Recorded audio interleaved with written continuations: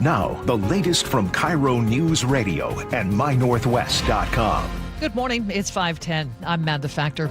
Police are investigating a fatal shooting involving two men last night in Kent's West Hill neighborhood. We get the details from KIRO 7 TV's Ranji Sinha. Kent police were called here before 9:30 last night. This is very close to the Interstate 5 interchange and just to the northwest of Star Lake for people familiar with this area. Now, the police say they're launching a homicide investigation, but at this point, they don't know what caused the shooting and the murder-suicide. Police say there doesn't appear to be any danger to the public. This entire roadway, which is not very long, 31st Avenue South, is essentially sealed off from traffic, so nobody can get in or out at this time. A Seattle mother is searching for answers after her son was beaten with a hammer in a random attack downtown. Seattle police say 34-year-old George Miller was assaulted outside the Renaissance Hotel just after midnight May 4th. Lisa Driscoll tells KIRO 7 TV her son was living on the streets in active fentanyl addiction at the time of the attack. She is an addiction counselor and founded the nonprofit Lighted Pathways. My hope and prayer is that Georgie will recover from his injuries and that he can come here and that he can be a part of this as well. Miller is in critical condition at Harborview. Detectives are still searching for a suspect. New details and a steep bail for the suspect in a weekend fatal shooting at a Lake City tap room. KIRO News Radio's James Lynch has the update. Court documents indicate surveillance video from the Growler Guy's tap room showed the victim, affectionately known as Q, arriving with a man and a woman after the business was closed. As Q turns to unlock a rear door, the suspect allegedly pulls a handgun and shoots Q multiple times. Today, a King County judge ruled there is probable cause for second-degree murder and set the suspect's bail at $2 million. Charges are expected by the end of the week. In Seattle, James Lynch, KIRO News Radio. Tacoma firefighters put out a rooftop fire at the historic Old Temple Theater in downtown Tacoma yesterday. Chelsea Shepard is with Tacoma Fire. And it's very visible. People all over Tacoma can see this huge plume of smoke. However, it does appear to be contained to just the rooftop deck. It does not seem to have spread into the building. No injuries to report and no word yet how that fire started. King County deputies are now releasing police reports surrounding allegations that a couple pulled a gun on local students protesting ICE. KIRO News Radio's Luke Ducey reports after almost 3 months, no charges have been filed. Video of the incident raises red flags for King County Prosecutor Gary Ernsdorf. That's not okay. It shows a pickup truck stopped next to protesting Kennedy Catholic High School students in Burien. Words and middle fingers are exchanged. Then the female passenger appears to display a pistol, causing the students to scramble. It sounds like the actor with the firearm was clearly trying to intimidate people exercising their First Amendment rights.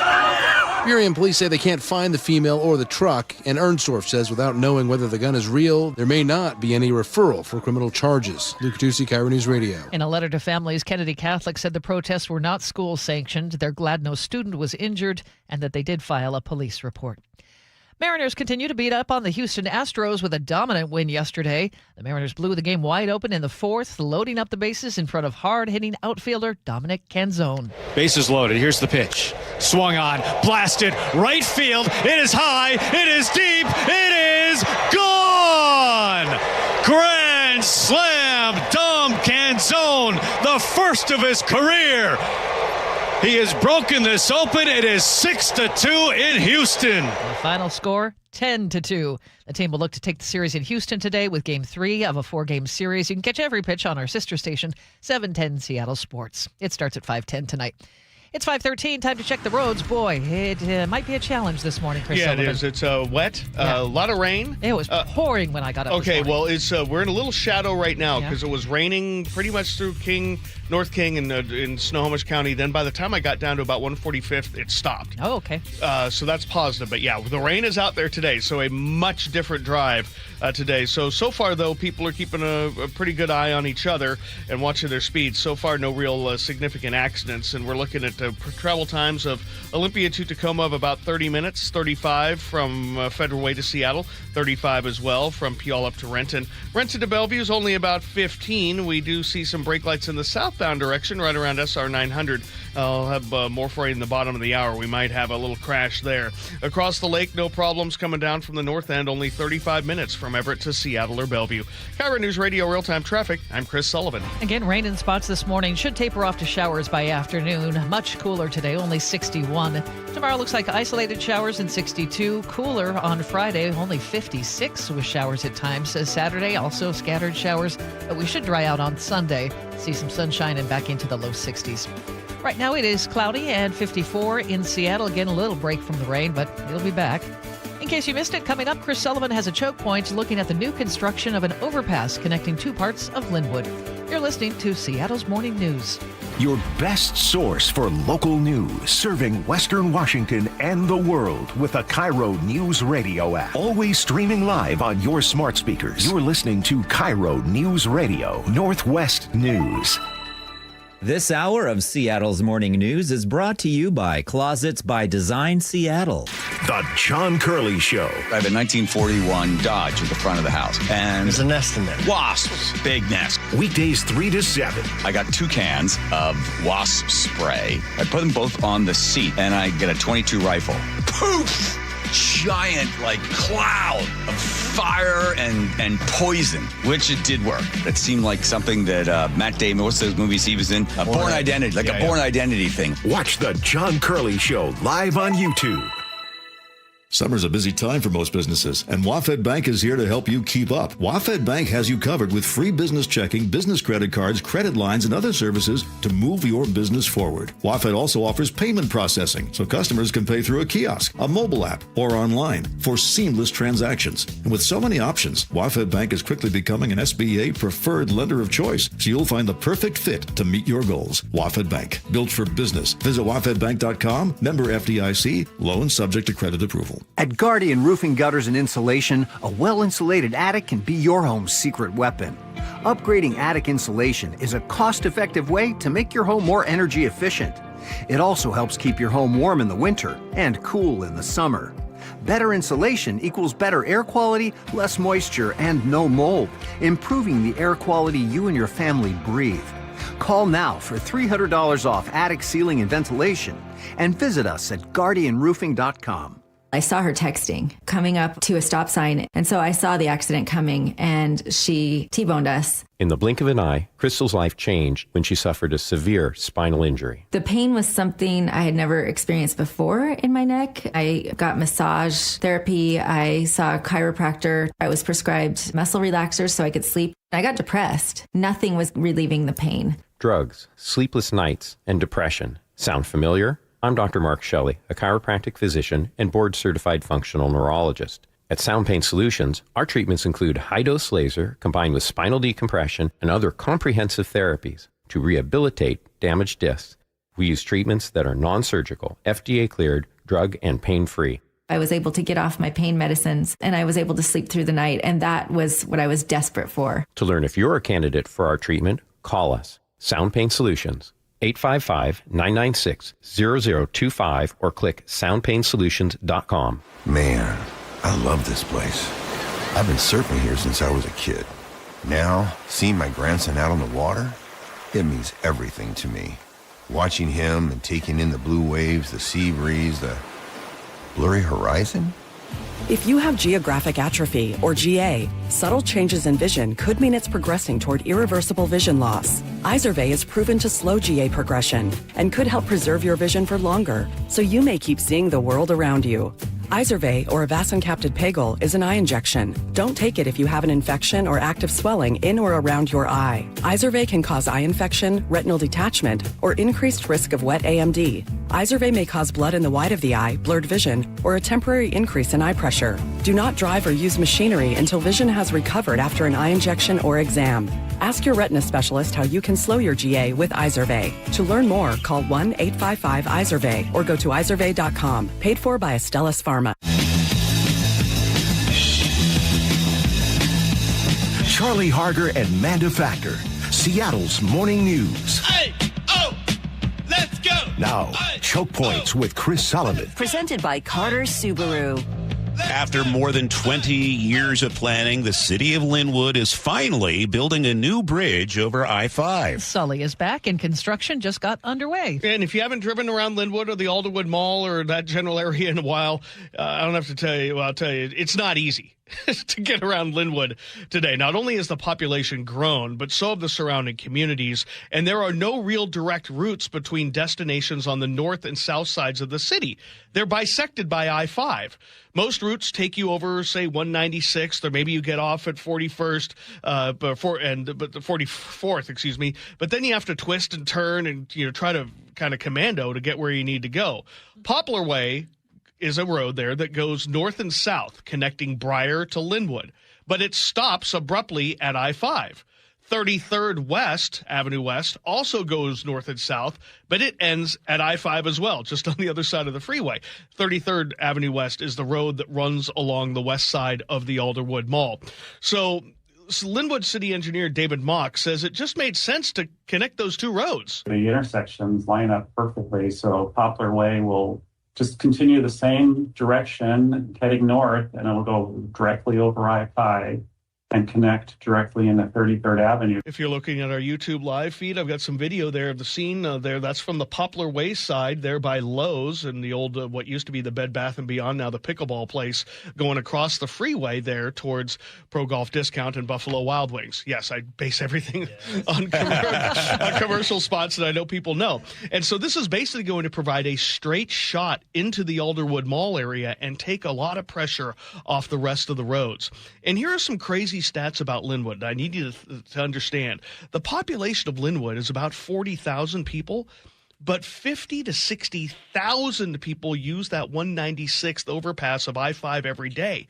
That's a ton of people who don't live there but use it to cross back and forth. Maybe people coming over using Maltby Road, who becomes 196 because you're trying to get around 405. And then you've got I-5 right there. There's just a lot compacted into that area. Mock expects that about 30,000 cars a day will use this new direct shot over the freeway. By putting another crossing, it makes the trip lengths much shorter now for people that want to get from one side to the other. And it also reduces the amount of trips that are crossing at those other existing crossings. So by building a new bridge, you're actually helping congestion at the other crossings too. There are already lane restrictions on either side of the construction zone, grading work, debris removal underway. Contractors have to raise the intersections on either side of I-5 by about 3 or 4 feet to give them enough clearance to go over the freeway. Sometime next year, the city will install the girders over I-5. Most of that work expected to take place overnight. Mock says the goal is to limit disruptions to the public during construction. There might be some small things to get equipment in and out, that type of thing. But the goal is that we're going to try to keep the freeway running without most people even noticing. Construction should take about 2 years.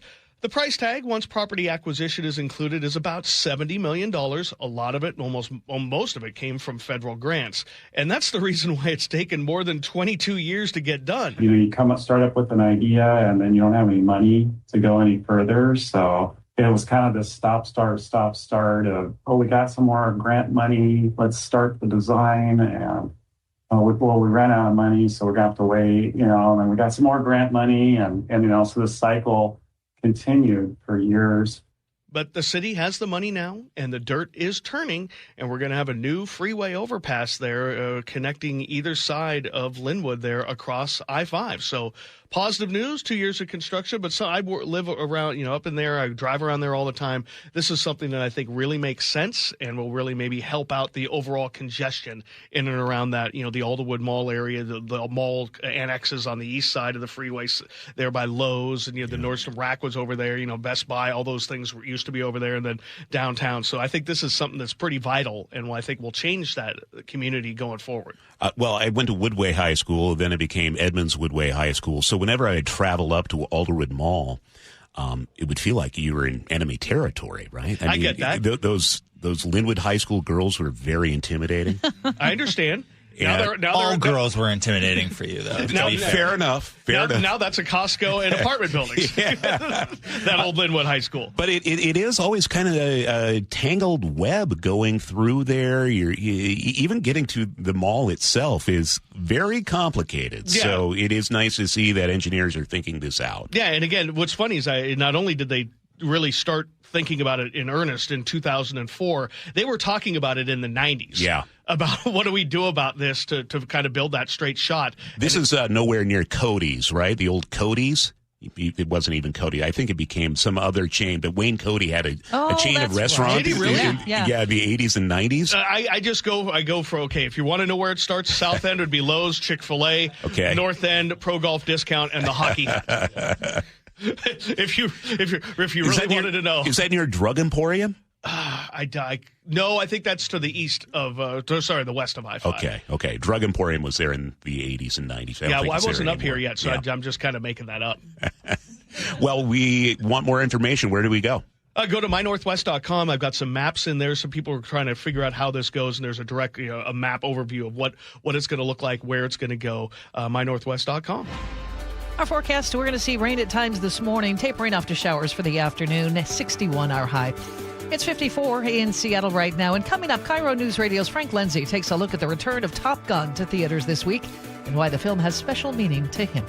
This is Seattle's Morning News on KIRO News Radio. Hey, it's John Curley. If you're having joint pain, this will interest you. Tonight at 6, Dr. Mark Wagner, MD, is having a free live webinar to talk about stem cell therapy. I'm really looking forward to this live webinar to educate on how using your own stem cells can be an extremely successful method to help regenerate native tissue in rotator cuffs, meniscus tears, and reduce pain in osteoarthritic joints. What joints have you seen really good success with? Shoulders, elbows, hips, knees, even wrists and ankles. And in this live webinar, we'll tell you all about the procedure, how simple and safe it is using your own stem cells, and how we determine if you're a candidate. Learn about stem cell therapy with Dr. Mark Wagner, MD, one of the most experienced in the country with over 20,000 stem cell procedures. Go pain-free in 2026. Join his free live stem cell webinar tonight at 6. Register at drmarkwagnermd.com. That's drmarkwagnermd.com. Running a small business means juggling a lot. Your network has to handle it all. That's where a fiber-only provider falls short. You need a partner who gives you a greater advantage. Introducing the Total Solutions Advantage only from Comcast Business.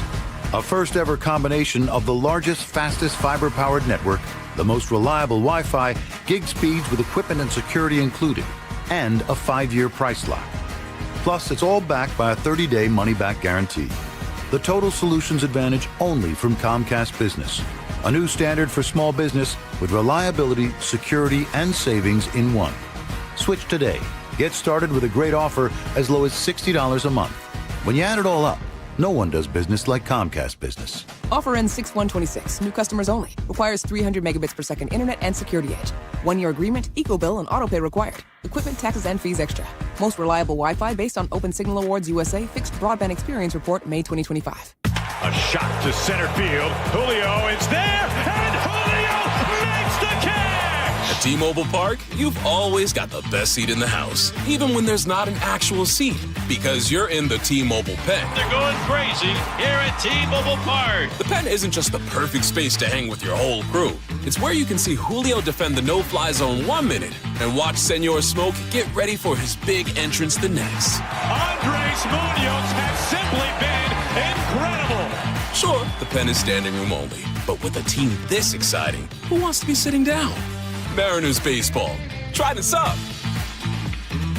With Mariners Value Games, score tickets starting under $12 on select dates all season, including next week's White Sox series, May 18th through 20th. And the 18th and 19th, you can also take home a Josh Naylor bobblehead. Thanks to Western Washington Toyota dealers. Get your tickets at mariners.com/valuegames. With summer right around the corner, Valentine Roofing's schedule is filling up fast. Jake Skorheim here. I want to give you 3 reasons why you should pick up the phone and call Valentine today. Number 1, there's still time to beat the summer rush and get your roof started in as little as 3 weeks. Number 2, when the nice weather hits, you'll be enjoying your backyard instead of worrying about your roof. And 3, with the increased cost of crude oil, material prices going up, shipping prices going up, lock in your price now before the market absorbs all those price increases. Call 206 Roofing today, and I guarantee there'll be no surprises, just a clear estimate you can trust. And once you choose Valentine Roofing, here's what you can expect. Seamless communication, meticulous cleanup, and extra mile service. That's the Valentine experience and the reason that they were awarded the 2025 Gold for Best Roofing Company by the Seattle Times Best in the Pacific Northwest Awards. Call 206 Roofing today. That's 206 Roofing. And remember, when you see the red Valentine van, you know your home is in good hands. I'm here with Wes Jones of sellwithwes.com. And Wes, you were just telling me you think 2026 is going to be a rebound year for the housing market. That's right. I think we're heading into the best real estate market of the past 4 years. And here's why. If you take a step back and look at the big picture, experts are anticipating a 15% increase in sales volume next year. Interest rates are at near 3-year lows and trending down, and home prices have held near all-time highs. There is a lot of pent-up demand. People have been sitting on the sidelines waiting for their time to jump into the market since 2022, and they need a place to buy. So, hey, 2026 might be your year. If you're considering selling your home, if you're thinking about moving, but there was something that was just holding you back, now might be a great time. So do this. Go to sellwithwes.com. You can see your home's real value there with Wes's home value calculator. Then schedule an appointment by giving him a call. Sellwithwes.com. Sellwithwes.com. It really just is a better way to sell your home. Wait! Before you change the station, listen to this.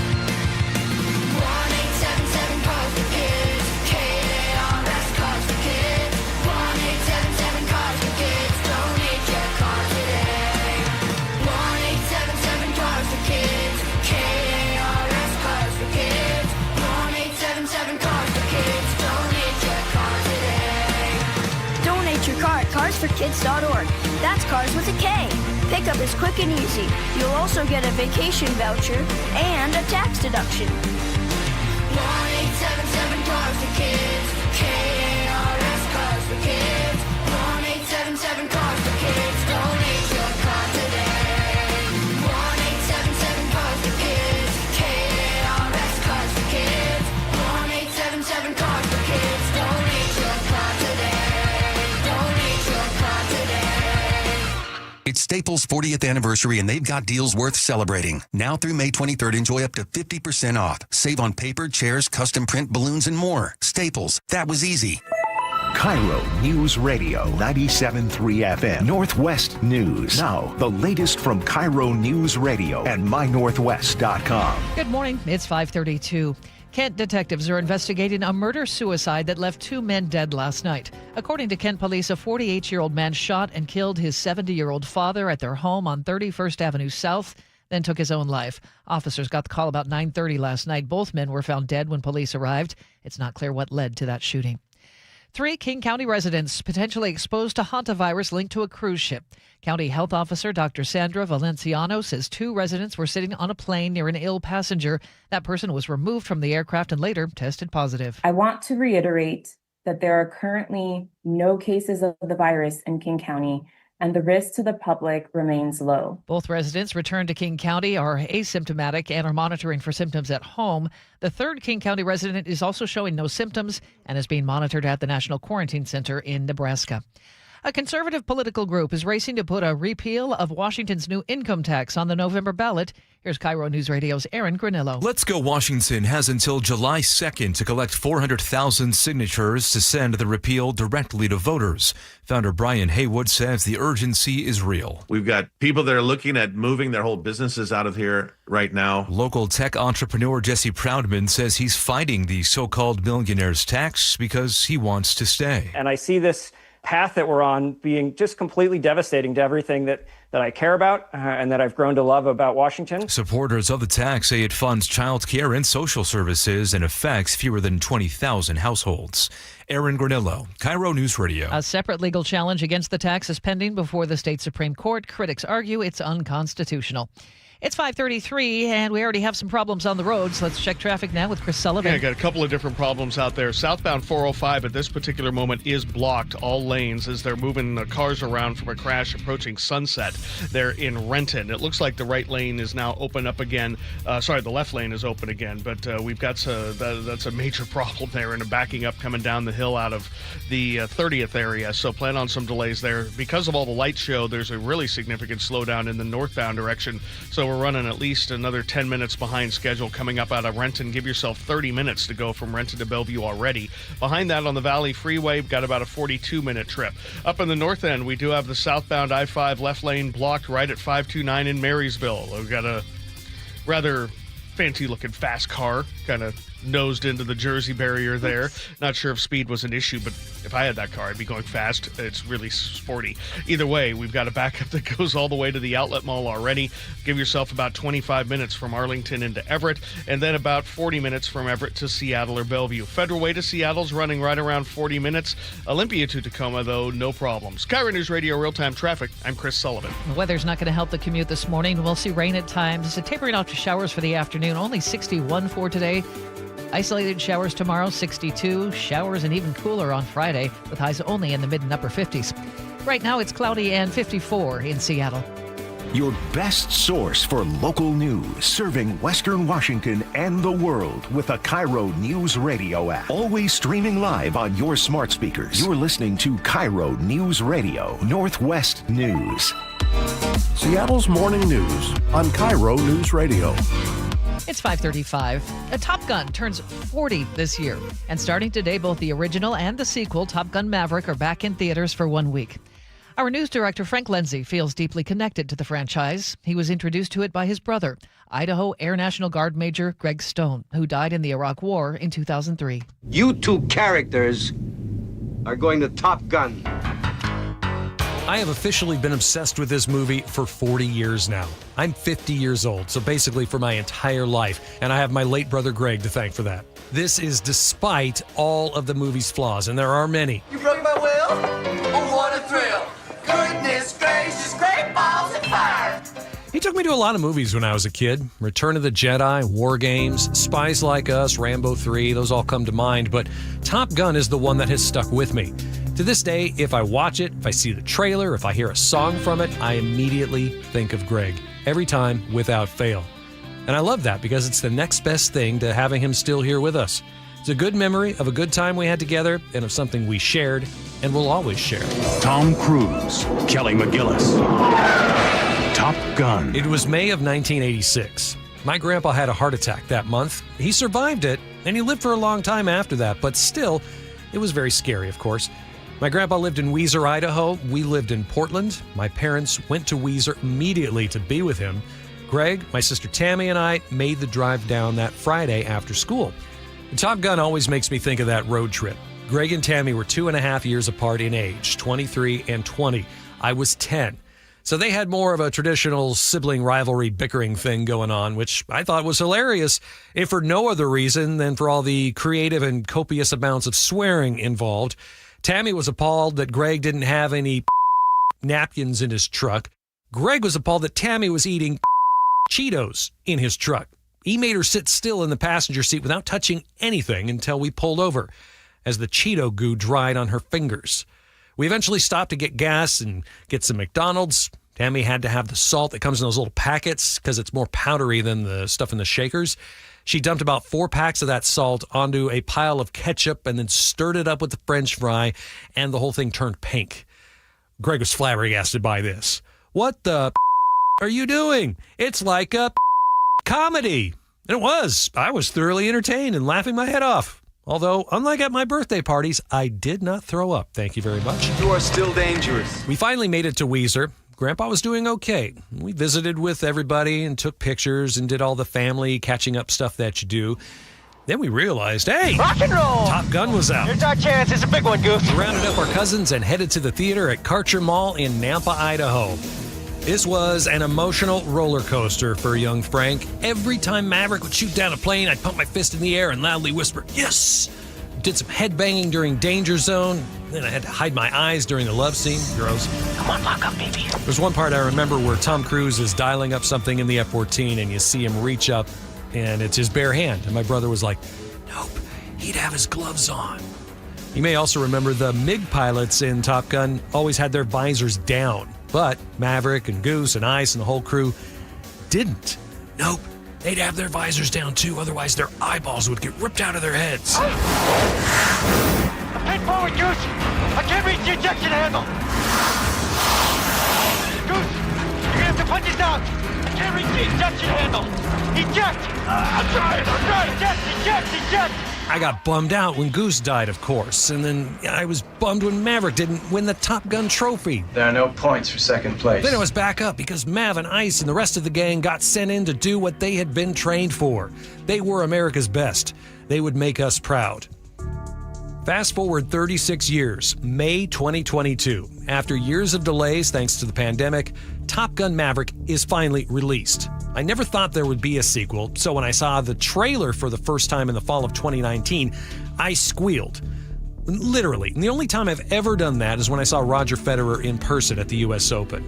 While all things Top Gun remind me of Greg in a happy way, I must admit the sequel did make me feel a little sad at first. That's for the fact that he wasn't going to be able to watch it with me. I wouldn't get to ask him what he thought of it. Was it better than the first one? Which parts were realistic? Could somebody really shoot down an Su-57 with an F-14? What did you think was cheesier, the volleyball scene from the first one or the beach football scene from the second one? The scene with Maverick and Iceman is my favorite part of the second movie. Knowing that in real life Val Kilmer could barely speak because of his bout with cancer made it very poignant that initially he types his dialogue. And it's heartbreaking when he struggles to his feet and speaks out loud. The Navy needs Maverick. The kid needs Maverick. That's why I fought for you. That's why you're still here. When I watch that scene, sometimes I can hear Greg almost whispering to me, "The world needs you. That's why I went to war and fought for you." I don't know what the world needs me for. Maybe it just needs me to make sure our mom and sister are okay. Whatever it is, I bet Greg will whisper the answer from the empty seat next to me while I'm watching Top Gun this week.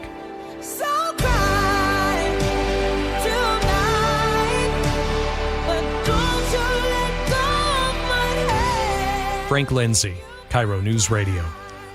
National headlines coming up here on Seattle's Morning News. Yep, it's raining out there. Integrity Roofing and Construction is your trusted local roofing team. Integrity offers free estimates, and their customer satisfaction speaks for itself. They'll keep your home leak-free and protected from the northwest rains. Visit integrityrc.com to schedule a roof assessment or video inspection today. With years of experience in roofing and restoration, their skilled team can help with a simple roof repair or a full renovation. Don't wait until the next storm hits. Schedule your free estimate today. Visit integrityrc.com. That's integrityrc.com. Hi, everyone. Super Bowl champ Vernon Davis here from Legal Help Center. If you've been injured in an accident and think you deserve compensation, listen up, because we have legal professionals standing by right now to answer your questions for free. You can find out if you have a case and how much it's potentially worth. The call is free. The consultation is free, and you can speak with a live agent right now. So if you or someone you know were injured in an accident of any kind, call now to find out if you have a case and how much you could potentially get. Thanks, Vernon. You heard it, folks. If you've been injured, call and find out how much you qualify for. Call 800-266-6200. That's 800-266-6200. 800-266-6200. Advertisement sponsored by Legal Help Center. May not be available in all states. Not available in California. CBS News Brief. The president's been hopeful ahead of his arrival in Beijing for a summit with his Chinese counterpart. CBS's Weijia Jiang is there. President Trump is predicting that Chinese President Xi Jinping will greet him with a, quote, big fat hug. On their agenda, the Iran war, tariffs, and trade. FDA Commissioner Marty McCarry's resigned. CBS's Olivia Rinaldi. One of the reasons I'm told that he is out at that post is over youth vaping. The FDA recently approved fruit-flavored e-cigarettes. The 16 American passengers who were aboard a hantavirus-infected ship are settling in while they quarantine at a hospital in Omaha.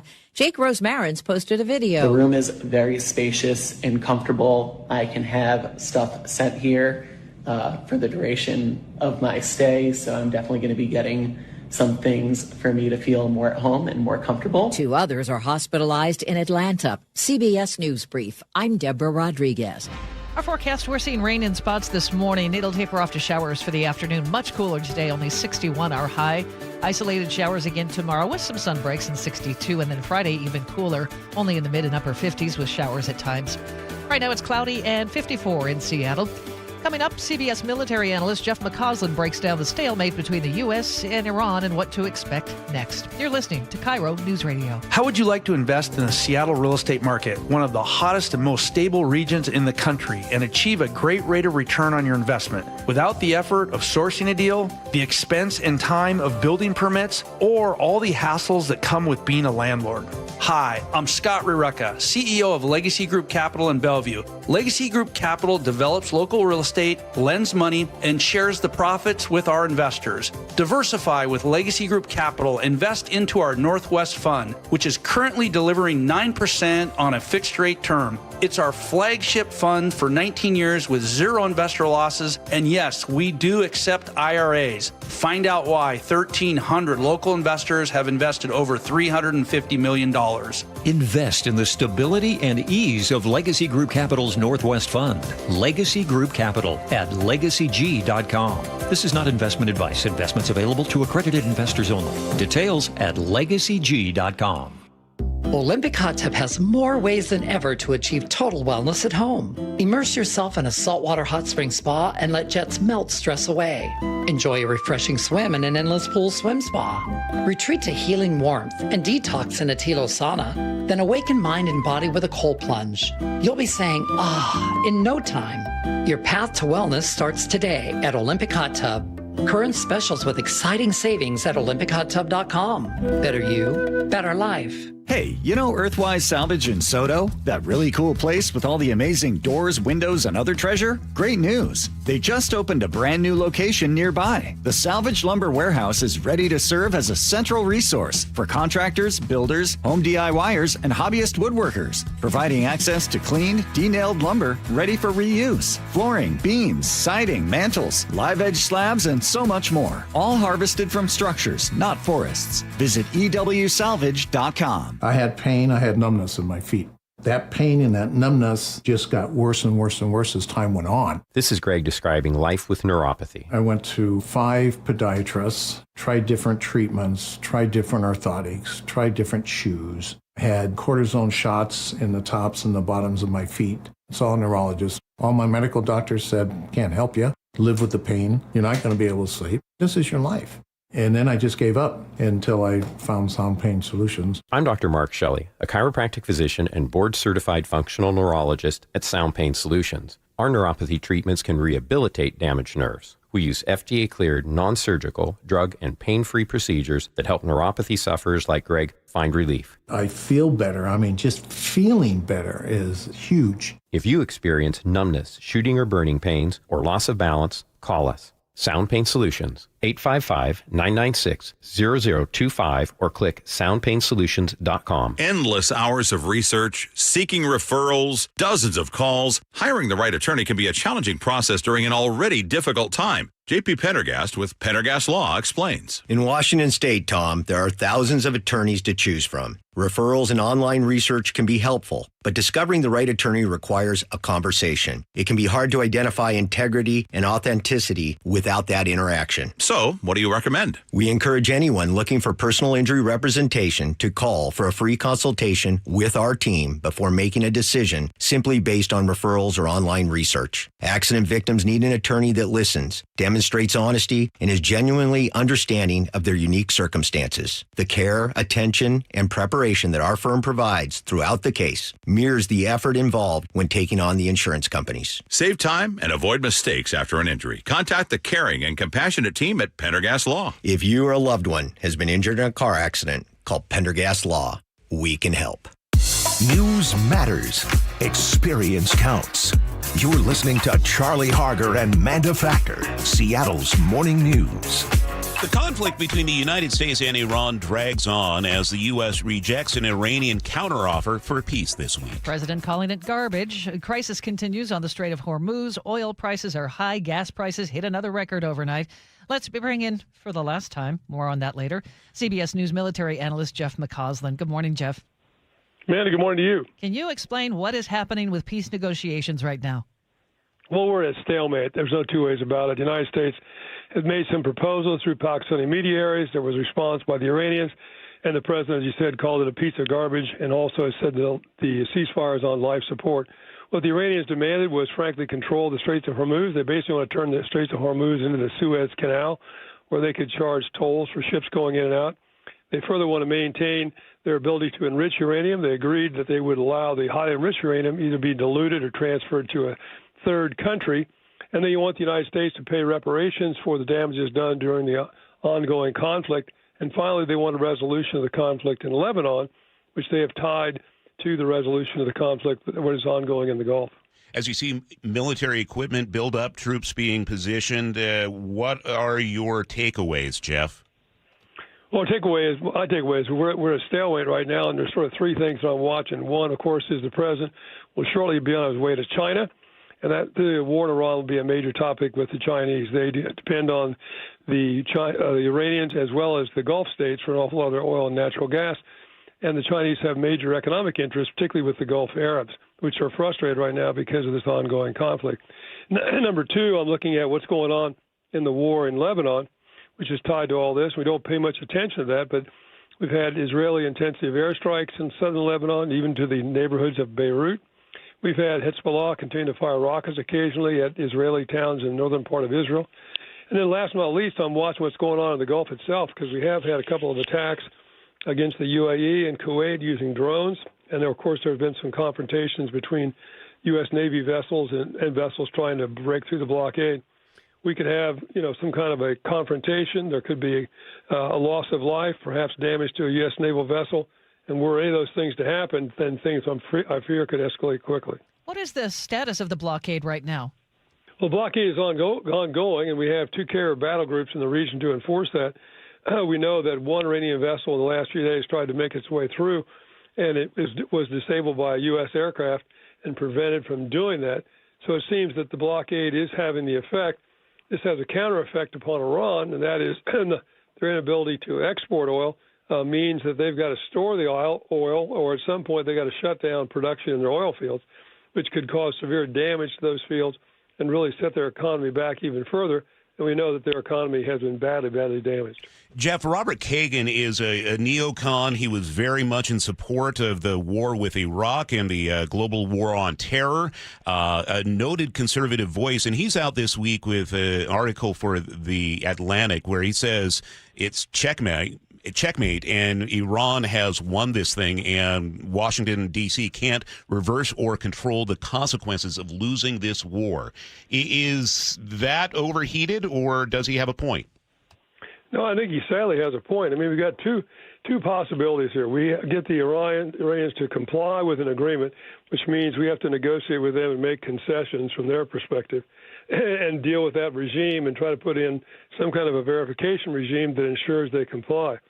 The other thing we could pursue, of course, is the collapse of the regime. And that would be taking the regime down, like Mr. Kagan advocated for Iraq. But to do that, keep in mind that the population of Iran is twice the size of the combined population of Afghanistan and Iraq. The land area of Iran is 1.5 times the combined land area of Iraq and Afghanistan. So if we're going to take this government down and ensure that they comply with everything that we want them to do without any concessions at all, we're talking a major military operation that's going to go on for a number of years, started by a president who said he would not get us into endless wars. CBS News military analyst Jeff McCausland. Before we let you go, Jeff, CBS Sunday Morning made me cry over the weekend because they did a really nice piece on CBS Radio. And I mentioned this is the last time we're going to have you on the show as a CBS contributor. I'm just curious what you think about your time with CBS. What a storied network. Yeah, it has been amazing. 99 years CBS Radio. I've been with CBS Radio for 23, so about a quarter of that particular time I've been here. I calculated roughly based on the number of interviews I've done monthly what that looks like, and I'm up around 10,000. So we'll call this interview with KIRO right now my 10,000th radio interview. How's that? But it's taken me to Iraq multiple times. It's taken me to Afghanistan. It's taken me to Guantanamo a couple of times, and sadly covering conflicts in the Middle East. Iraq, Afghanistan, now Iran, Gaza Strip, Ukraine, Syria, and elsewhere. And I couldn't have worked with a finer group of people here at CBS News who are just tremendous folks, and I fear for them, their future. And, of course, it's been a great honor and pleasure to work with great radio stations like you guys out there in Seattle, and I just hope sometime in the future we get a chance to do this again. Well, we are going to take you up on that for sure, Jeff. Can we maybe just take a step back, because you had a great career in the military. You were on the National Security Council. So you saw things from that perspective, and then you made the jump over to working for a news organization. What didn't you understand then that you do now about how the media works? Well, that's a heck of a question. I guess what I didn't understand is, unfortunately, I thought, this was largely about trying to get the American people the best possible story possible and keep them informed.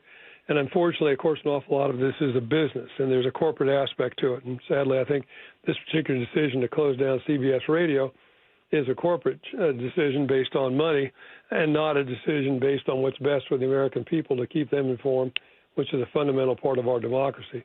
That's just a sad truism. But I certainly have had this amazing ride, and, I really think I've been blessed to have spent all those years in the military, and then through some strange twist of fate, and it was that, I ended up doing 23 years trying to draw from that experience to explain these complex issues as best as I can to the American people. Well, your time with us has been priceless. We thank you so much. We've relied on you heavily, and we really have enjoyed chatting with you. This is the last time we'll call you CBS military analyst, but I hope we have an opportunity to call him military analyst of some other stripe soon enough. Jeff McCausland, all the best to you, and thank you for everything. Thanks a lot, guys. KIRO News Radio, the first place you turn for the news you trust. Renton police investigating a shooting that happened just after midnight. Engaging conversation. It's just indefensible. The mayor's communications team should be better. Traffic. A full closure now, southbound 509 at Alexander Avenue. And your Super Bowl champion Seahawks. Touchdown, Seahawks! Streaming everywhere on the KIRO Newsradio app. Always here, always with you. KIRO News Radio, 97.3 FM. If you're over 62 and feel squeezed by rising monthly bills, listen carefully. I'm Steve Teitler, owner of Best Mortgage. Every week I talk with seniors who love their home, want to stay in it, but feel more financial pressure every month. Property taxes are adding up. Insurance is up. Everyday bills are up, and for some, they still have a mortgage payment on top of all of that. Are you worried about outliving your savings? A reverse mortgage could help by eliminating your mortgage payment, paying off debt, and giving you breathing room every month. Now, let me be clear, it's not right for everyone. But for the right person, it can be a powerful tool. When you call Best Mortgage for a free consultation, you'll talk directly with me. I'll explain your options and tell you honestly if it makes sense for your situation. If you're 62 or older and want straight answers about staying in your home with less financial stress, call me today, 425-649-6000. Best Mortgage. Honest advice you can trust. 425-649-6000. I just can't dig it. Dig what? My water line. Needs replacing? And I don't want digging in my yard. And maybe your driveway. Can't dig it. Don't dig it. But how do you? Apollo Plumbing replaces water lines without digging up your yard. You're Dan. From the Ready Right Now plumbers. Apollo Plumbing. Our trenchless technology replaces water and sewer lines. Without digging up my yard? 2 little holes is all it takes. Sounds better. Faster, too. And my yard? Like we were never there. Sounds spendy. Not so much. Oh? In the end, about the same as that messy digging you don't want. How do you figure? Think about that landscaping you love. Yeah? Trenchless means you won't be paying to replace it. Or my driveway. We run everything underground. Trenchless? Do them all the time. How about... Easy payments? Yeah. With approved credit. Sure thing. When can you get started? We are the Ready Right Now plumbers. Love that. Apollo Plumbing, trenchless waterline replacement. Sewer lines, too. Can you dig that? That I can. ApolloPlumbing.com. How would you like to finally lose all those unwanted pounds quickly without spending thousands on painful injections or prescriptions? Hi, it's Donna Simpson, health and wellness expert. You probably know someone that is using Ozempic, the hottest diet craze in the country. Everyone knows about this prescription injection. Celebs use it to look their best. The problem is most of us can't afford Ozempic, and these injections can be so uncomfortable. Now you can lose the weight just as easily, but with no needles, no expensive prices, no side effects, and no worries. You need to try Lozempic, a new miracle weight loss breakthrough that performs so well it's being called nature's Ozempic. Lozempic is an easy-to-take diet pill now available without a prescription, being used by thousands to get rid of those unwanted pounds. So call now and find out how to get a free bottle. To find out how to get your free bottle of Lozempic, call 800-605-5724, 800-605-5724. Free bottles are limited, so call 800-605-5724. That's 800-605-5724. The team that gave me back my full head of hair, Advanced Hair, is once again the winner of the 425 Business of the Year. Dr. Perungo and his world-class team begin regrowing your own natural hair the very next day. And Advanced Hair guarantees your new hair will grow, just like they did for me. Find out why Advanced Hair is the best of the best. With your free consultation, you'll receive $250 off and 250 free hair grafts. 425-449-8185 or advancedhair.com. G. Scott here. Safeway wants you to know SunBucks gives qualifying families $120 per child for summer groceries. Some families are signed up automatically. Others need to apply. Find out if you should apply at freesummermeals.org. KIRO FM and HD1 Tacoma, Seattle. This is CBS News on the Hour, your home for original reporting. I'm Deborah Rodriguez. President Trump arrived in Beijing last hour. He was greeted on the tarmac by hundreds of young people waving miniature U.S. and Chinese flags ahead of a two-day summit with President Xi Jinping. On the agenda, the war in Iran, trade, tariffs, and Taiwan. Correspondent Weijia Jiang. Both of these leaders understand that they need each other when it comes to their economies. They are so intertwined that it is in the best interest for both Presidents Xi and Trump to maintain this stability and to open up the doors for each other rather than closing them. A year after it opened with great fanfare, Alligator Alcatraz, the immigration detention center in the Florida Everglades, is closing.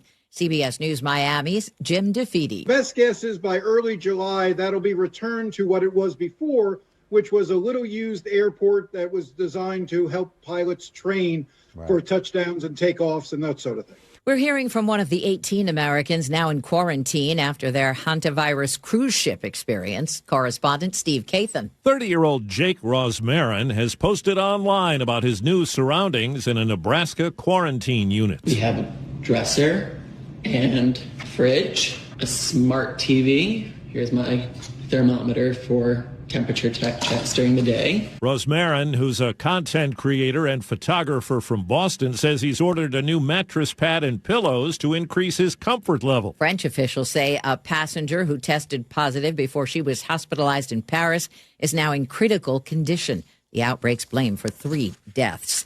In London, a royal welcome for King Charles, who laid out the British government's legislative program for the year ahead in his speech to an opening session of Parliament. An increasingly dangerous and volatile world threatens the United Kingdom, with the conflict in the Middle East only the most recent example.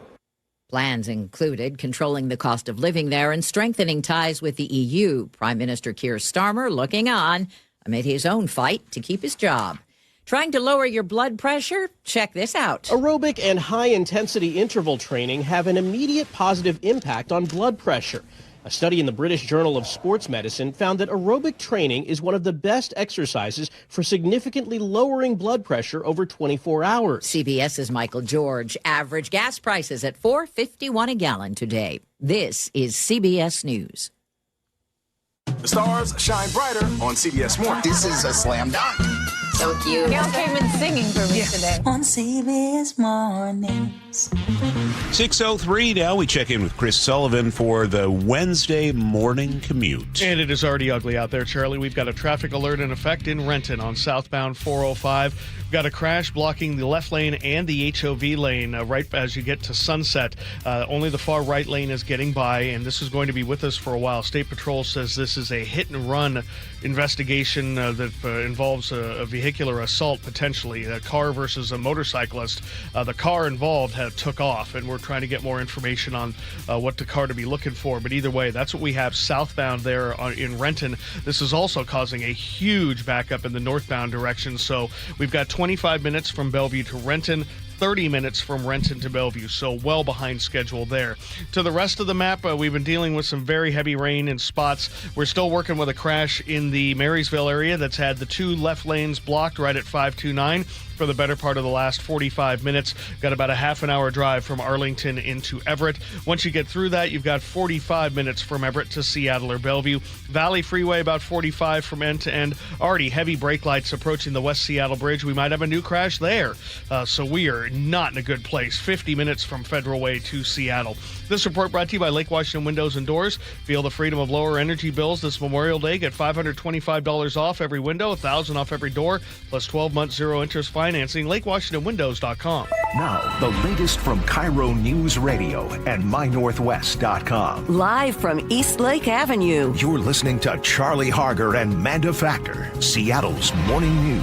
Good morning, 6:04 now. Detectives in Kent are investigating a murder-suicide involving a father and son. We get the details live this morning from KIRO News Radio's Luke Ducey. Kent police say last night a 48-year-old man shot and killed his 70-year-old father inside their home, then took his own life. If you're watching on our YouTube feed right now, we're going to show you a map of exactly where this happened. Police say on 31st Avenue South. It's really just a football field away from the on-ramp to I-5 North.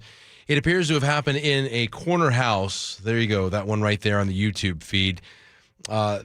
Investigators have been going in and out of this house all night long. Police got there to the house, got the call around 9:30 last night. Both men were found dead inside the house when police arrived. It's not clear what led up to that shooting. Police say there's no threat now to the neighborhood. Okay, and if you're heading west on 272nd, that is right before the on-ramp, so one of the lanes appears to be blocked. So just be aware of that as you make your way to work this morning. It's now 6:05. A memorial is growing outside the Growler Guys tap room in Lake City after an employee was shot and killed over the weekend. We get the update from KIRO 7 TV's Brendan Thompson. Now, we have watched one of two memorials for Q grow outside the brewery as people stop by to pay their respects. Margosha's death has been tearing through the hearts of the people who knew him. Just someone that he could meet anyone and make you feel comfortable with him. It could bring everyone up with him and really, truly celebrated everyone around him. And I think that's why so many people felt this loss. A King County judge ruled there is probable cause for second-degree murder and set the suspect's bail at $2 million. Charges are expected by the end of the week. Prices in Western Washington rising faster than the national average. Federal data out yesterday shows inflation in the greater Seattle area hit 4.9% over the past 4 years, above the national rate of 3.8%. Energy, the biggest driver, with gas prices up nearly 26% year over year, and with local wages growing at just under 3%, means your pay raises are not keeping up with the pace of inflation.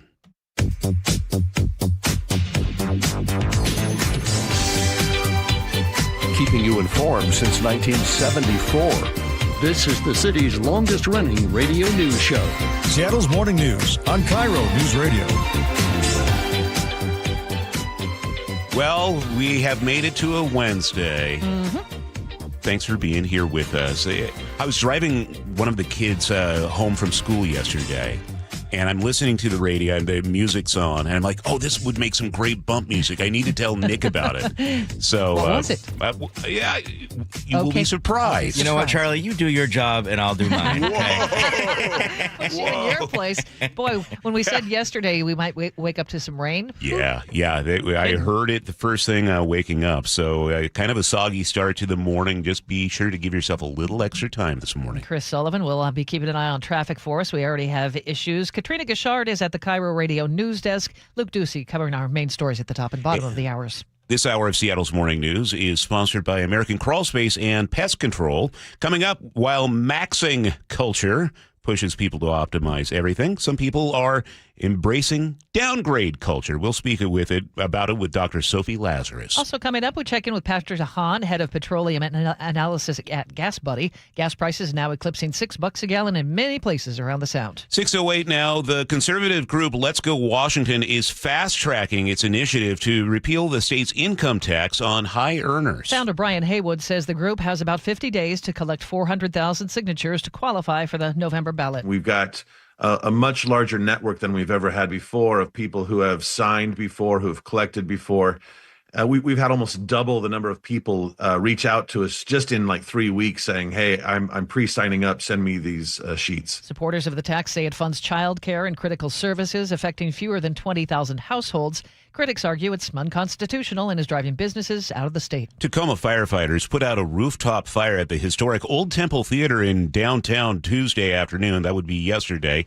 Chelsea Shepard is with Tacoma Fire. And it's very visible. People all over Tacoma can see this huge plume of smoke. However, it does appear to be contained to just the rooftop deck. It does not seem to have spread into the building.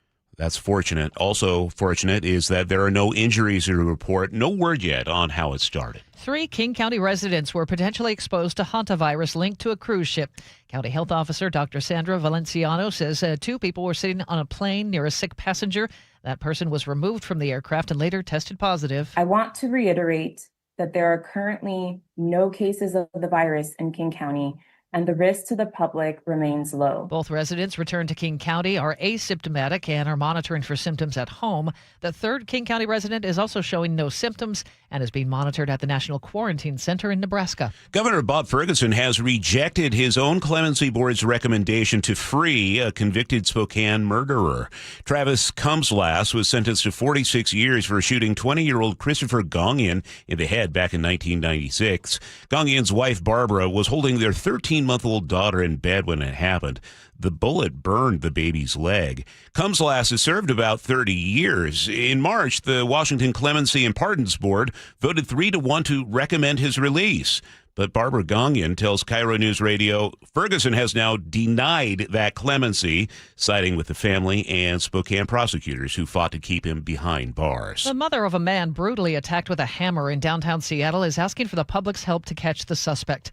KIRO 7 TV's Jack Bilyeu reports George Miller has been fighting for his life at Harborview for the last week. Seattle police say he was the victim of an unprovoked attack outside the Renaissance Hotel. Somebody came down Madison, saw him cross the street, hit him in the back of the head with a hammer, and then stood over him and repeatedly hit him in the head with a hammer until that person thought that he was dead. Miller's mother, Lisa Driscoll, says her son was living on the streets in active fentanyl addiction at the time of the attack.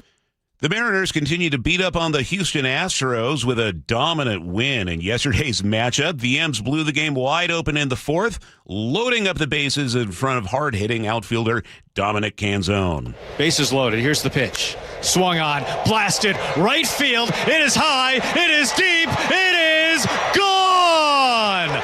Grand slam, Dom Canzone, the first of his career.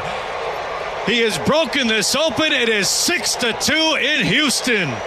Seattle ran away with the game, scoring 10 runs for just the 3rd time this season. Final score 10-2.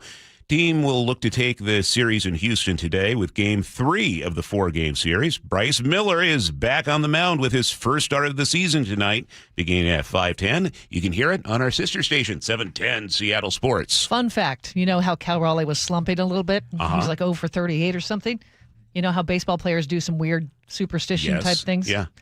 Apparently he took a shower Monday after the loss. Monday night. No. Took a shower in his full jersey. Oh, okay. And that wiped away the juju. I was afraid you were going to say he hasn't taken one since. No. Okay. He showered in his uniform and that got rid of the slump. As one does. Whatever it takes, right? It's 6:12. Let's check in with KIRO 7 pinpoint meteorologist Nick Allard. What a wet morning, Nick.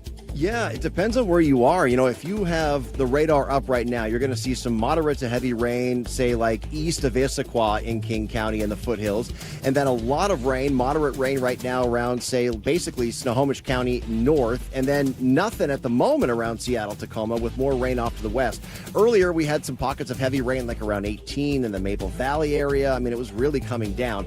What I think you'll find is what you have right now is what you get for the next couple of hours. Although I think after about 7 to 8, it is going to increase again, just not be as heavy, because there's still some showers that are on the heavy side of the mountains, still some thunderstorms in the North Cascades. That moderate band you have in Snohomish County will push north, and then rain just increases and sticks around through about midday. So everyone will see rain. It just should not be as heavy as it was overnight. We're in the upper 50s now. We should only finish, or rather in the low 50s now. We should finish in the upper 50s and lower 60s. Rain will taper after lunchtime, and then I think you just see a few showers around, mainly in that convergence zone for King and Snohomish County. And again, after hitting 82, which tied the record yesterday, we should be at like 58 to 61 today. A little breezy at times as well. Tomorrow, still a few showers around, especially in the afternoon, only in the 50s. And then on Friday, we see increasing showers for the afternoon. And again, 56, 57. It's only in the 50s for Saturday with scattered showers. Ugh. But then Sunday, Monday, we warm it up in the 60s and we're drier with a little bit of sun. But yeah, it's a hugely different forecast after getting into the 80s yesterday. Today will not be even close. Okay, right now in Seattle, it's 52. And time for traffic. We do that every 10 minutes. Sadly, we already have lots to talk about, Chris Sullivan. Yeah, with multiple crashes, and including 2 on I-5, which I'll get to in a moment. But our biggest issue continues to be in Renton, where we are working with a hit-and-run vehicular assault collision involving a motorcyclist and a vehicle. The motorcyclist is down, and we have the HOV lane and left general purpose lane blocked of southbound 405 at SR 900 in Renton. So only the far right lane is getting by. Good news is that's counter commute. There isn't a huge backup behind it at this point, maybe about 10 minutes. There is a huge backup in the northbound direction of about a 15-minute variety. It's already 30 minutes to get you up into Bellevue because everyone's staring at this. Again, there's no reason, there's nothing blocking in the northbound direction. This is just a looky-loo slowdown. As for northbound I-5, we have 2 problems. We have a crash blocking the left general purpose lane right before you get to the West Seattle Bridge, and we have a crash blocking the right lane there as you exit off to I-90. So 2 problems all within a mile of each other, and we've got about a 50-minute trip from Federal Way to Seattle. Only 45 from Puyallup to Renton. Olympia to Tacoma doesn't look bad. Out of the north end, we're still struggling through Tulalip. This is the result of an earlier crash we had near 529 in Marysville that blocked 2 out of 3 lanes. That has all those lanes have reopened. And then you've got 45 minutes from Everett to Seattle or Bellevue. This report brought to you by Home Comfort Alliance. Considering a new Lennox cooling system before the summer, get a price estimate on your phone in 60 seconds from Home Comfort Alliance. HomeComfortAlliance.com. Bringing you Seattle's morning news since 1974. This is KIRO Newsradio. Well, it is May, and May is Mental Health Awareness Month. Well, these days there's a lot of pressure to optimize everything, work, wellness, even downtime, but more people are starting to push back and embrace what's being called downgrade culture. Joining us is Dr. Sophie Lazarus, a psychologist at the Ohio State University Wexner Medical Center. Good morning. Thanks for joining us, Doctor. So first of all, maybe you can talk to us. What is maxing culture for those who are unfamiliar? Yeah, I think we are really living in a culture that's all about optimization, doing things quicker, more efficiently. We've had a lot of advances that people are taking advantage of. Yeah. So a lot of people are saying enough already and embracing this downgrade culture. Can you explain that? Absolutely. You know, we've really been living in an environment, like I mentioned, of this constant stimulation, activation, notification, and multitasking. And really, I think it's started to raise the question is how much has it really improved our well-being, our satisfaction, and our happiness? People are starting to notice, in fact, it hasn't, and there's a pushback against that. You know, I was out camping over the weekend, and we were in a spot with very little reception. It was really hit and miss. That sounds nice. It was nice, and at the same time, I was feeling a little itch. I was like, I need to know what's going on, and I realized that is entirely unhealthy. Can you maybe walk us through downgrading, unplugging, and not being so connected? Yeah, absolutely. I see this in so many settings across my clinical work, teaching. We have become really addicted in many ways to this stimulation. And like you just highlighted, kind of uncomfortable with just being, or maybe even feeling neutral. And over time, this makes it harder to slow down, to focus in a deep way, or to truly rest.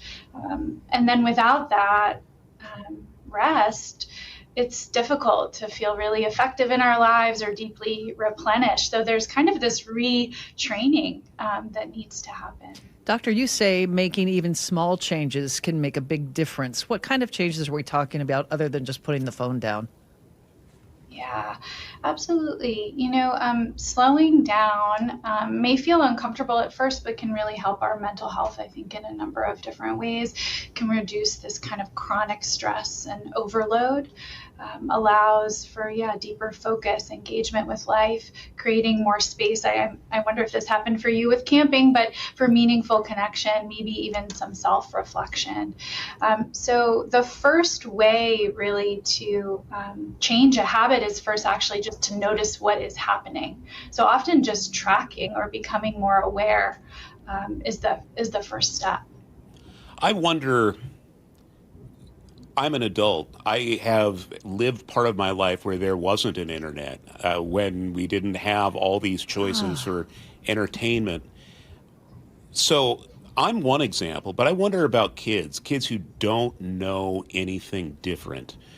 Yeah. What has your research and what are your observations showing you about the difference there? Yeah, there are big studies of different cohorts of people that show that well-being among young people is down across a number of different domains: mental, physical health, life satisfaction, meaning, and purpose. So you're really touching on something important here, that young adults who've grown up immersed in these technological and productivity advances are not feeling better. In fact, their well-being is worse. And so habit change is hard, but certainly not impossible. So we can really start with making some of these small intentional shifts. So for kids, parents need to be involved in that because all they know is their technology. Absolutely. The more support, this is a really difficult thing to do, and to change habits are hard to change. And so the more kind of support and scaffolding that people have, both kids and adults, the easier that this is going to be. So if someone's driving down the road right now, they're listening to this interview and they're thinking, well, that Dr. Lazarus seemed pretty smart. Maybe I should unplug. What is that person going to feel? Let's say they go around the block on a walk this afternoon and they leave their smartphone at home. Yeah. There's likely to be some discomfort, and I think it can be a really nice place to get curious about, like, what is this discomfort? What is going on that makes it so hard to just kind of be? And I think that you highlight a really important piece, which is we don't need to rehaul our whole lives or overhaul our whole lives here. We can start by identifying perhaps one area where speed, convenience, or that constant access is feeling more draining instead of helpful, and maybe just starting there. So you mentioned maybe a phone-free walk, or maybe even a phone-free morning routine instead of checking the news, email, and the calendar all before we have our coffee. What if we didn't? And just notice, does this feel helpful? Does this feel hurtful? So we can kind of choose maybe one place to try this out, and then really just notice for ourselves if it is helpful. And then we can maybe try somewhere else. I daydream all the time about completely unplugging. What's your advice for someone who doesn't want to be totally unplugged or can't, like we work in the news, we can't just ignore the phone. What's your advice for people who can't totally unplug? Yeah. A lot of people are like you, that we really have a lot of responsibilities and we're so hyper connected. So maybe completely unplugging isn't going to work, but you might just decide for the span of a meal, in the evening when I'm cooking my meal, I'm going to open up a cookbook instead of the recipe on my phone. And just for this period of time, I'm going to do that. You could even put up away messages or alerts to other people, right, to kind of support you in really being able to make that space. So maybe just starting really small and noticing how that feels, or plugging in your phone a little bit earlier at night, setting your alarm and plugging in your phone and having 30 minutes before bed without the phone, and for a week. How does that feel for you? Okay, such a great idea. I love to cook. I have a whole cupboard filled with probably 100 cookbooks. They have not been touched in probably 5 years because I go straight to the laptop. So you just gave me a really good idea. Thank you. Absolutely. And likely we'll all have those pulls or urges to grab our phone or to reconnect with technology or to do it more efficiently.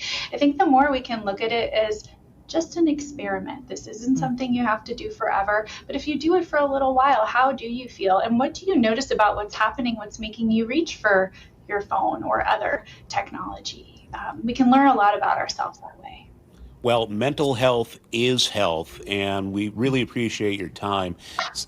Dr. Sophie Lazarus, psychologist at The Ohio State University. Dr. Lazarus, thanks for your time this morning. Thank you for having me. It's 6:24 and time for a check on traffic. We do that every 10 minutes, and we need Sully's help today. Boy, I'm not sure what I can do to get you guys around some of this stuff other than to tell you to avoid it. We have the couple of issues. First one in Renton. Southbound 405, we have 2 out of 3 lanes blocked at Sunset. Only the far right lane is getting by, and this is going to be a little while. This is a car versus motorcycle vehicular assault hit and run investigation. The car that got caught up in this took off, and so we have a pretty sizable backup, but fortunate, again, this is southbound, so the delay is only about 10 minutes. But we have a giant looky-loo slowdown in the northbound direction because there's a ton of lights there. So we still have about 35 minutes from Renton to Bellevue, about a 20-minute delay. Behind that on the Valley Freeway, definitely filling in here and there, and we've got about a 45-minute trip for you. Now, for those of you on northbound I-5, we have a bumper-to-bumper backup that begins at Boeing Field, goes all the way up past the West Seattle Bridge. The first of the 2 crashes that started all this has cleared. This one was up by the West Seattle Bridge. The other one, just north of that, before you get to I-90, remains in the right lane. So we got close to an hour from Federal Way to Seattle, about a 20-minute delay there. Coming down from the north end, we're trying to get better in Marysville. We had an earlier crash at 529, still about a 10-minute delay, and then 50 minutes from Everett to Seattle or Bellevue. This report brought to you by the KIRO Newsradio App. Text app to 888-973-5476. Download the KIRO Newsradio App. Listen to your favorite shows. Get the latest news updates right to your phone. We expect to have occasional showers today, high in the low 60s. Showers tomorrow and Friday. By Friday, it's a high forecast of 56. Way off from the 82 we hit yesterday. Right now downtown, it's 52. Coming up, KIRO News Radio's Luke Ducey on a disturbing attack at the Seattle Waterfront last weekend, and your opening bell report coming up on Seattle's Morning News. Well, we had Closets by Design come out, and I was in my home office yesterday, and I was remarking to myself, this place is wide open. It was a spare bedroom / home office for the longest time, but they came out, they measured everything, and they put together a gorgeous wall bed to free up the space in addition to a desk where I can look out the window and enjoy writing my commentaries in the afternoons. You can check out Closets by Design as well. They do everything, not just closets. We're talking laundry rooms, home offices, entertainment centers, mud rooms, all custom built in Kent, nothing off a shelf, nothing pre-made. And right now, for a limited time, you can get 40% off plus an additional 15% off and 18 months 0% financing on approved credit if paid in full. So go to closetsbydesign.com or call 1-800-BY-DESIGN to get your project started today. Wesley Financial Group is not a law firm. Ask yourself this question. Is it really worth holding on to that timeshare that you know you need to get rid of? Here's the truth. The average maintenance fee just went up over 17%. That could have been 117%, and there's nothing you can do about it. When you buy a timeshare, you give them a blank check for annual maintenance and assessment fees. I'm Chuck McDowell, founder of Wesley Financial Group. For 15 years, I've helped over 50,000 families cancel their timeshare. Not sell it, not transfer it, cancel it. Did you buy a timeshare because they told you it was a great investment and your maintenance fees would never go up? That's a lie. Are you ready to get rid of your timeshare once and for all? Simply call us and I'll send you our timeshare exit kit that explains all your options for cancellation. Call Wesley now for your free timeshare exit kit. 800-917-5151. 800-917-5151. 800-917-5151. Spring is a perfect time to make improvements that protect and add value to your home. Hi, Justin Shirley, CEO of State Roofing and Exteriors. For decades, homeowners across the Pacific Northwest have trusted our team for roofing, siding, windows, and custom decking. This spring, save up to $3,000, or qualified homeowners can take advantage of 0 down, 0 payments, and 0 interest up to 24 months. Call 866-ROOF-ROOF or visit stateroofing.com today to schedule your free estimate. The future of home comfort is here. The new Carrier Infinity system delivers premium home heating and cooling with innovative filtration for healthy air and over-the-air software updates that help optimize performance. Carrier, for the world we share.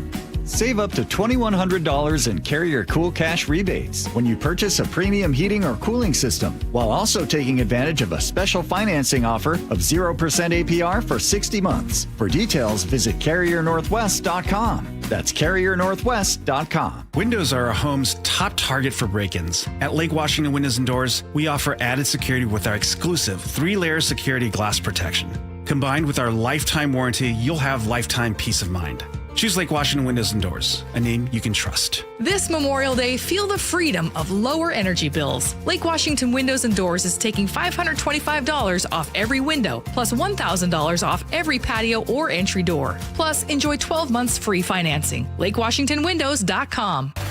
The Camping World Ultimate RV Show is coming to Angel of the Winds RV Resort in Seattle. Parking and admission are free. Join us May 14th to the 17th to shop special show pricing on over 200 fully staged new and used RVs. Get an exclusive first look at new models. Check out the latest gear and accessories. Bring the family to enjoy our Kids Zone and enter to win a new RV. Don't miss the Ultimate RV Show in Seattle, May 14th to the 17th. We'll see you there. This is the story of the one. As a maintenance tech at a university, he knows ordering from multiple suppliers takes time away from keeping their arena up and running. That's why he counts on Grainger to get everything he needs, from lighting and HVAC parts to plumbing supplies, all in one place. And with fast, dependable delivery, he's stocked and ready for the next tip-off. Call 1-800-GRAINGER, click Grainger.com, or just stop by. Grainger, for the ones who get it done.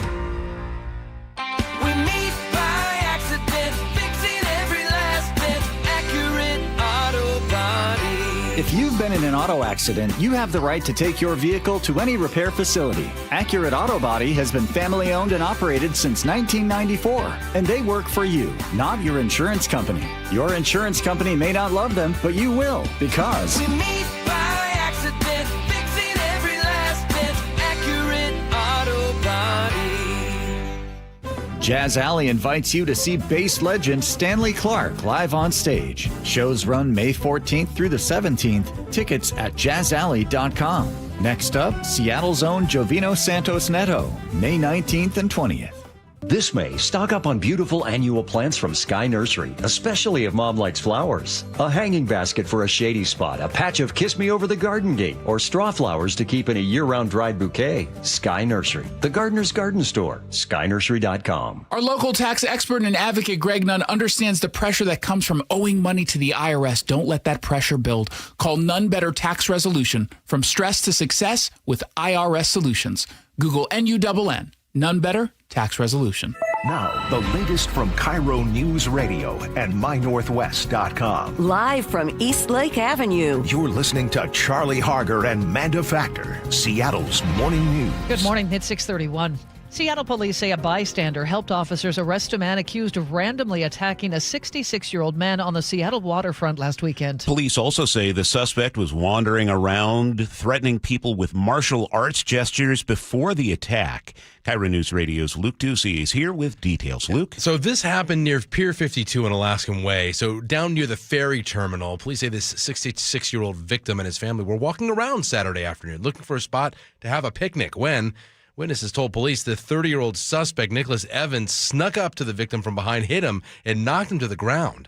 A witness called 911 and followed the suspect toward First Avenue, then several blocks north towards Seneca Street, and that's where he flagged down officers who arrested the suspect right there on the spot.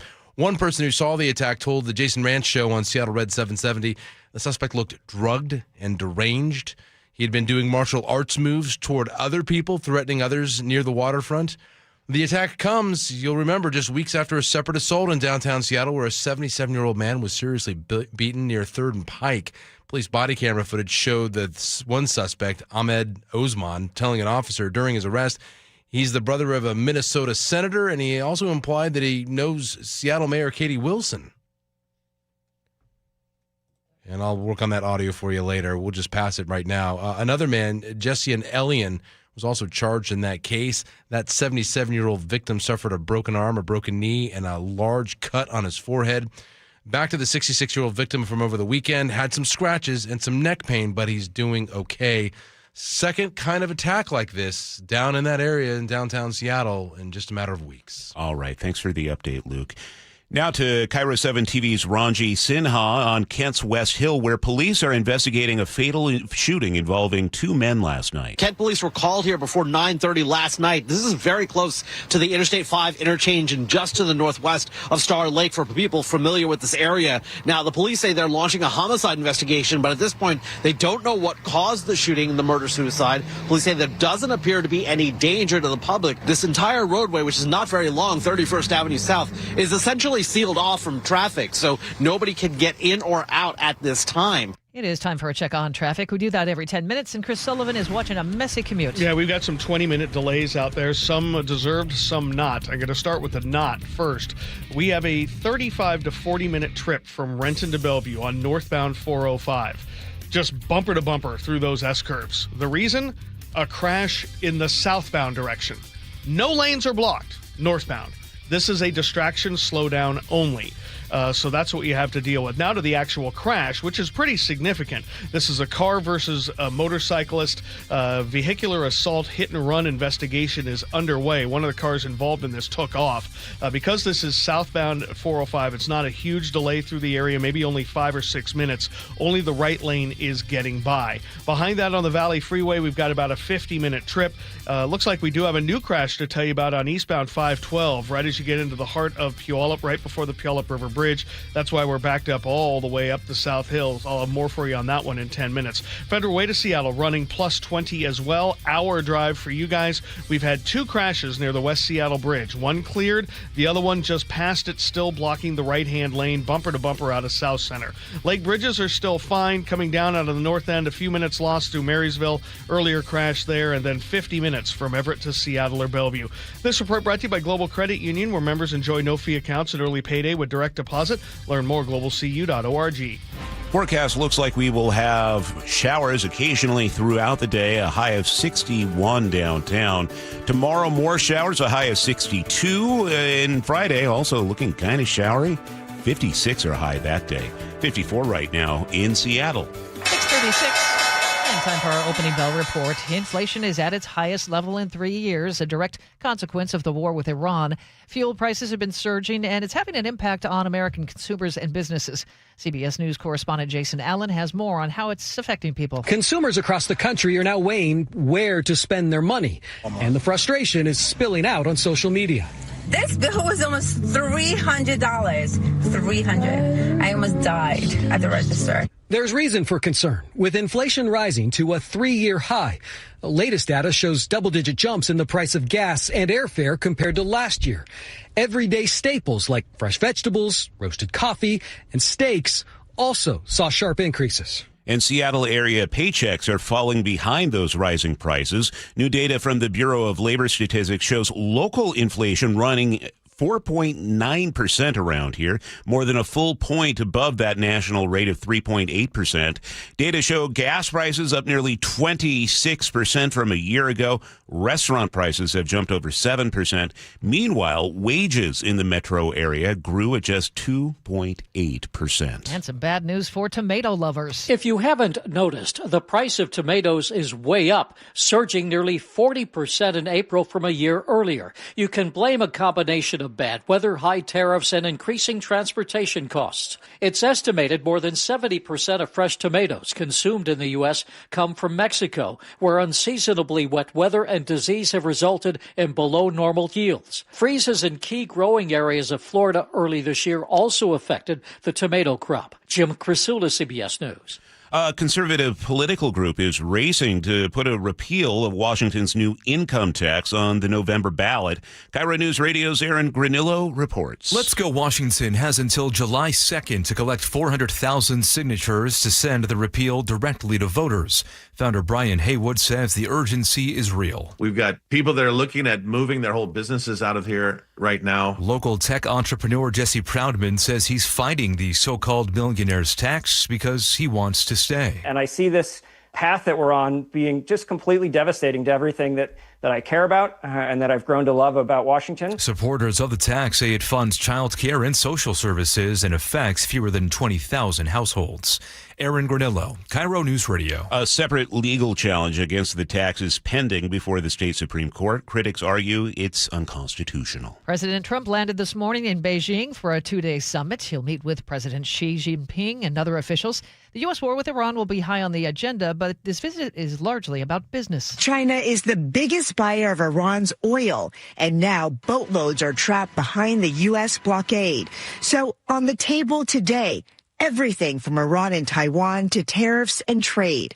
Trump is bringing top CEOs like Elon Musk and Apple's Tim Cook and plans to push President Xi to buy more American beef, soybeans, and even Boeing airplanes. CBS News senior White House correspondent Weijia Jiang in Beijing. The CEO and co-founder of OpenAI, Sam Altman, took the witness stand yesterday to push back against criticisms of his leadership. Elon Musk, another co-founder who left 8 years ago, accuses Altman of stealing and trying to push him out of OpenAI. Here's CBS's Jolene Kent. Appearing in federal court in Oakland on Tuesday, OpenAI CEO Sam Altman testified that he believes himself to be, quote, an honest and trustworthy business person. He said one of the company's founding principles was that it shouldn't be controlled by any one individual, but alleged that co-founder Elon Musk wanted to have long-term control of the organization before his departure in 2018, and that Musk even suggested OpenAI should pass to his children if he died. Checking Wall Street, stocks are mixed this morning. The Dow is down about 272 at 49,487. S&P 500 down about 11 points, and the Nasdaq is up 21. Word for KIRO 7, it starts on your street, in your home with a problem you're struggling to solve. That's where KIRO 7 Investigates comes in. They show up, they ask hard questions, they get you answers. When your story is seen, change isn't just possible, it's already happening. Watch KIRO 7 News weeknights 5 to 6:30 p.m. and at KIRO7.com/investigates. It's 6:40. Sully, what's coming up in traffic? Well, we're going to take a look at the multiple crashes we have. The biggest on southbound 405 in Renton. We'll break them down next. The opening bell is brought to you by Legacy Group Capital, Common Sense Lending. Olympic Hot Tub has more ways than ever to achieve total wellness at home. Immerse yourself in a saltwater hot spring spa and let jets melt stress away. Enjoy a refreshing swim in an endless pool swim spa. Retreat to healing warmth and detox in a Tilo sauna. Then awaken mind and body with a cold plunge. You'll be saying, ah, in no time. Your path to wellness starts today at Olympic Hot Tub. Current specials with exciting savings at OlympicHotTub.com. Better you, better life. I saw her texting, coming up to a stop sign, and so I saw the accident coming, and she T-boned us. In the blink of an eye, Crystal's life changed when she suffered a severe spinal injury. The pain was something I had never experienced before in my neck. I got massage therapy. I saw a chiropractor. I was prescribed muscle relaxers so I could sleep. I got depressed. Nothing was relieving the pain. Drugs, sleepless nights, and depression. Sound familiar? I'm Dr. Mark Shelley, a chiropractic physician and board-certified functional neurologist. At Sound Pain Solutions, our treatments include high-dose laser combined with spinal decompression and other comprehensive therapies to rehabilitate damaged discs. We use treatments that are non-surgical, FDA-cleared, drug and pain-free. I was able to get off my pain medicines, and I was able to sleep through the night, and that was what I was desperate for. To learn if you're a candidate for our treatment, call us. Sound Pain Solutions, 855-996-0025 or click soundpainsolutions.com. How would you like to invest in the Seattle real estate market, one of the hottest and most stable regions in the country, and achieve a great rate of return on your investment without the effort of sourcing a deal, the expense and time of building permits, or all the hassles that come with being a landlord? Hi, I'm Scott Rirucka, CEO of Legacy Group Capital in Bellevue. Legacy Group Capital develops local real estate, lends money, and shares the profits with our investors. Diversify with Legacy Group Capital. Invest into our Northwest Fund, which is currently delivering 9% on a fixed rate term. It's our flagship fund for 19 years with zero investor losses. And yes, we do accept IRAs. Find out why 1,300 local investors have invested over $350 million. Invest in the stability and ease of Legacy Group Capital's Northwest Fund. Legacy Group Capital at LegacyG.com. This is not investment advice. Investments available to accredited investors only. Details at LegacyG.com. At 6:43, we check in with Chris Sullivan for traffic. And we're dealing with a couple things, Charlie. We've had the weather, a bunch of crashes, and we have a couple of them still active. The biggest concentration really is right there in the Renton area on north and southbound 405. What we have is crash in the southbound direction. Right there at Sunset, the HOV lane and the left general purpose lane are blocked, and this is going to be a long-term investigation. This involves a potential vehicular assault and hit and run involving a motorcycle. So we're still seeing huge delays there. You know, what's funny is the DOT loop detectors tell me it's only about a 5-minute delay. My drivers say it's taken them 30 minutes to inch through this and haven't gotten through it yet. So I would trust my people on the ground, which I always do. That's why I can't do this without you guys. The Muckleshoot Casino Resort text line always open, 888-973-5476. Voice to text, have a passenger text. Your eyes are better than my computer in many different ways, but we have a big-time delay there. And now the other issue is that there's a looky-loo slowdown that isn't really necessary. It's almost 40 minutes to go from Renton to Bellevue, the other direction, just because of people slowing down to look at what's happening across the construction zone and on the other side of the freeway. Behind that, we have about 50 minutes from Puyallup to Renton. There is a crash on the eastbound 512 right as you get down to the Puyallup River. I think it's blocking the right-hand lane. There's a truck conked out there that's partially in the Gore Point, but either way, we have a 4.5-mile backup that extends all the way up to Woodland trying to get into and through South Hill, so that's a 20-minute delay there. Northbound I-5, 20 minutes behind schedule as well. Federal Way to Seattle, over an hour. We've had 2 crashes this morning, one near before the West Seattle Bridge, which is cleared to the right shoulder, and one after, which has been in the right lane and may have just cleared. Either way, big time delays there. Coming down out of the north end, we've got 35 minutes from Arlington to Everett. This is all after a crash on southbound 5 right at 529, and then a 50-minute trip from Everett to Seattle or Bellevue. So it is nasty. This report brought to you by KIRO Newsradio. Our app, text app to 888-973-5476. Download the KIRO Newsradio app. Listen to your favorite shows. Get the latest news and updates right to your phone. We're seeing rain in spots this morning. It should taper off to showers after lunch or so. 61 the high for today. Overnight low of 49. Isolated showers again tomorrow, 62. And we're going to only be in the mid and upper 50s on Friday with more showers on the way.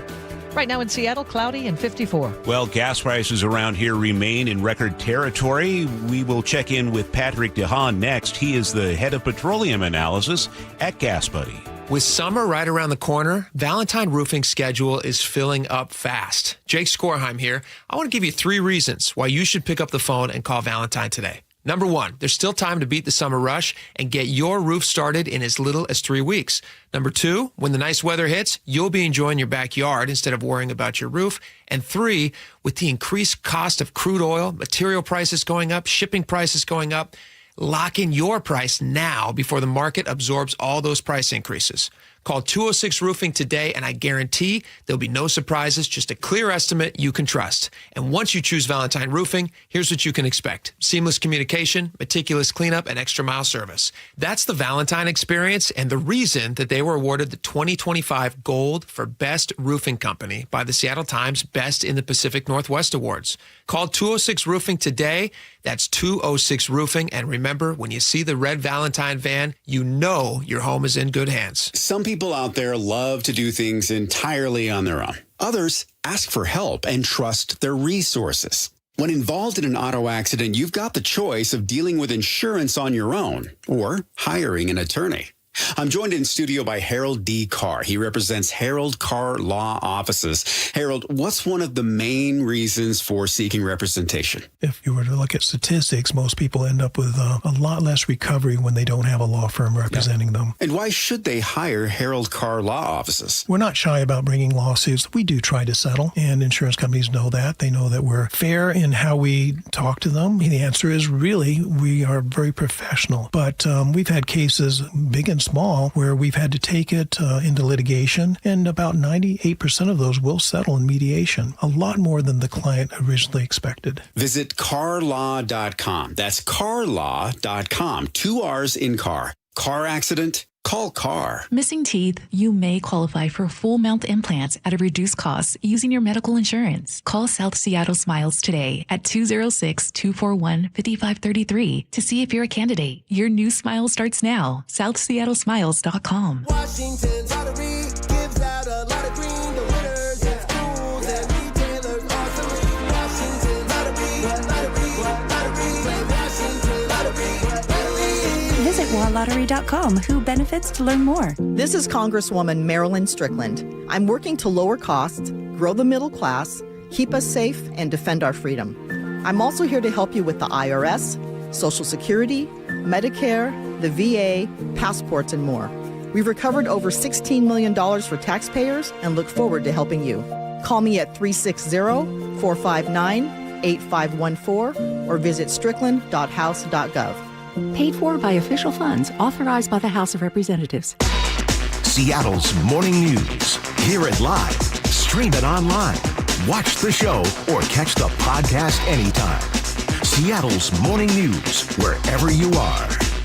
6:49 now. Gas prices continue to reach record highs in Washington state this week. Areas around here are beginning to see $6 per gallon at the pump. Ugh. Patrick DeHaan, head of petroleum analysis at Gas Buddy, joins us once again. So President Trump is pushing for a break from the federal gas tax. That won't save much money, will it, Patrick?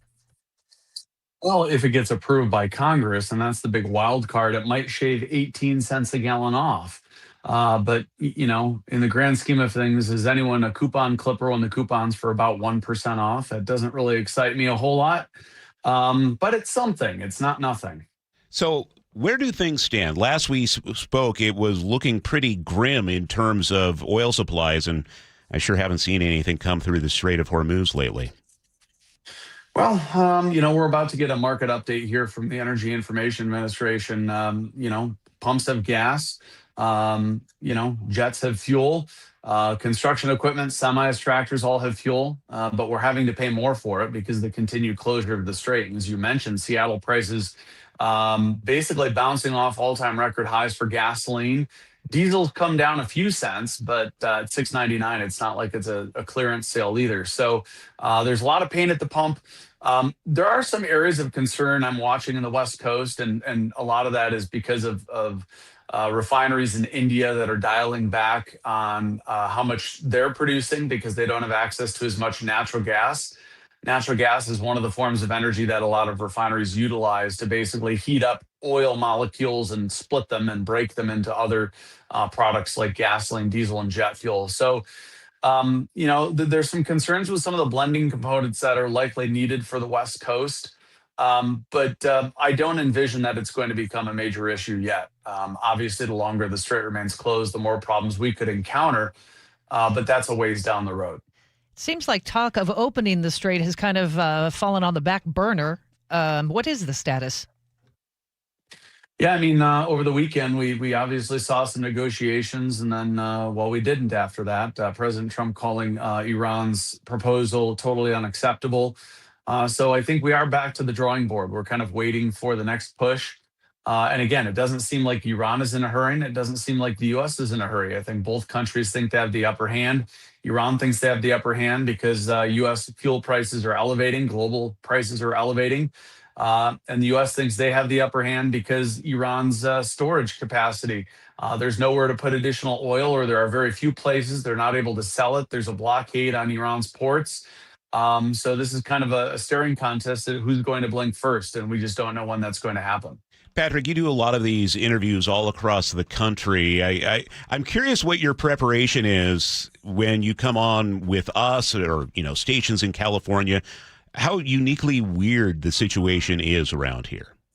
You know, you wake up, you read the headlines, you find out where we are in the process back and forth, and it's been like an 18-hour a day thing. You know, you wake up at 6 o'clock, look at oil markets, digest whatever happened overnight.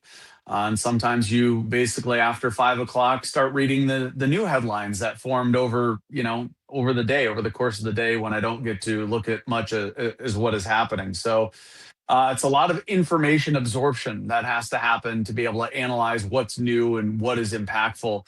But at the end of the day, over the last 12 weeks or so, we haven't seen a whole lot of news that would greatly shift and improve the situation. So we are still at a time when things are escalating. And the background, I get this refrain a lot. Well, prices are up, but we haven't seen shortages yet.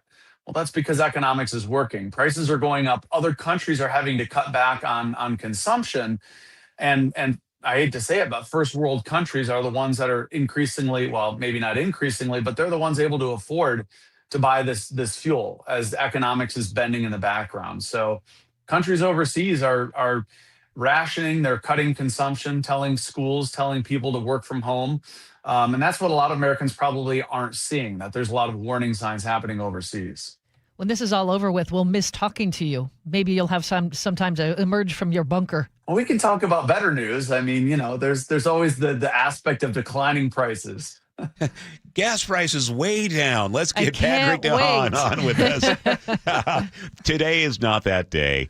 Patrick DeHaan, head of petroleum analysis at Gas Buddy. Patrick, thanks for being with us this morning. My pleasure. Thank you. We appreciate it. It's time to check traffic now. We do that every 10 minutes for you. Chris Sullivan is watching the roads. And we are 15 to 20 minutes behind schedule just about everywhere, some places worse. I'm going to start with the crashes that we're still dealing with on southbound 405. Only the far right lane is open in Renton near SR 900 at Sunset. This remains a hit-and-run vehicular assault investigation involving a car and a motorcycle. The car took off, and so we are dealing with the DOT says it's a 5-minute delay. People driving say it's about a 30-minute delay. So if you're coming down out of Bellevue, my best guess would be to take I-90 and then go down I-5 and avoid this entirely. In the northbound direction, we've got about a 40-minute trip from Renton to Bellevue. That's all distraction slowing. So no reason for that other than just a little bit of volume and people who can't keep their eyes on the road in front of them. Behind that, we have the Valley Freeway drive of about 50 minutes. 20-minute delay getting into and through South Hill down into Puyallup. Right lane remains blocked at the bottom of the hill, probably closer to the Puyallup River Bridge, so expect big-time delays there. Northbound I-5, 20-minute delay as well. Federal Way to Seattle over an hour, with 40 of those minutes from South Center. We've had 2 crashes near the West Seattle Bridge. Both have cleared. 20-minute delays getting into and through Marysville. That's after an earlier crash. And then we have an hour drive from Everett to Seattle or Bellevue. This report brought to you by Seattle Sports. You can always listen to your favorite local sports content on the FM dial, 97.3 HD2. Rain at times, tapering off to showers, a high of only 61 today. It's 54 right now. CBS has world and national headlines next.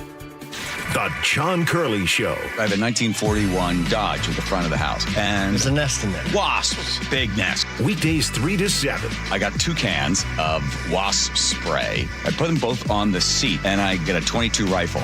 Poof! Giant, cloud of fire and poison, which it did work. It seemed like something that Matt Damon, what's those movies he was in? Born Identity, a Born Identity thing. Watch The John Curley Show live on YouTube. KIRO FM and HD1, Tacoma, Seattle. We just want to have enough money for retirement. And travel to visit our grandchildren. I understand. That's why at Fisher Investments, we start by getting to know each other, so I can learn about your family, lifestyle, goals and needs, allowing us to tailor your portfolio. What about commission-based products? We don't sell those. We're a fiduciary, obligated to act in your best interest. So how do your management fees work? We have a simple management fee based on the value of your portfolio, so we do better when you do better. We appreciate that kind of transparency. We also check in with you regularly to keep you up to date on the markets and your portfolio. Well, what other services do you offer? As a client, you have access to resources on investing, financial planning, estate planning, Social Security, Medicare, and more. Wow, sounds like Fisher Investments has everything we need. At Fisher Investments, we're clearly different. Learn more at FisherInvestments.com. Investing in securities involves the risk of loss.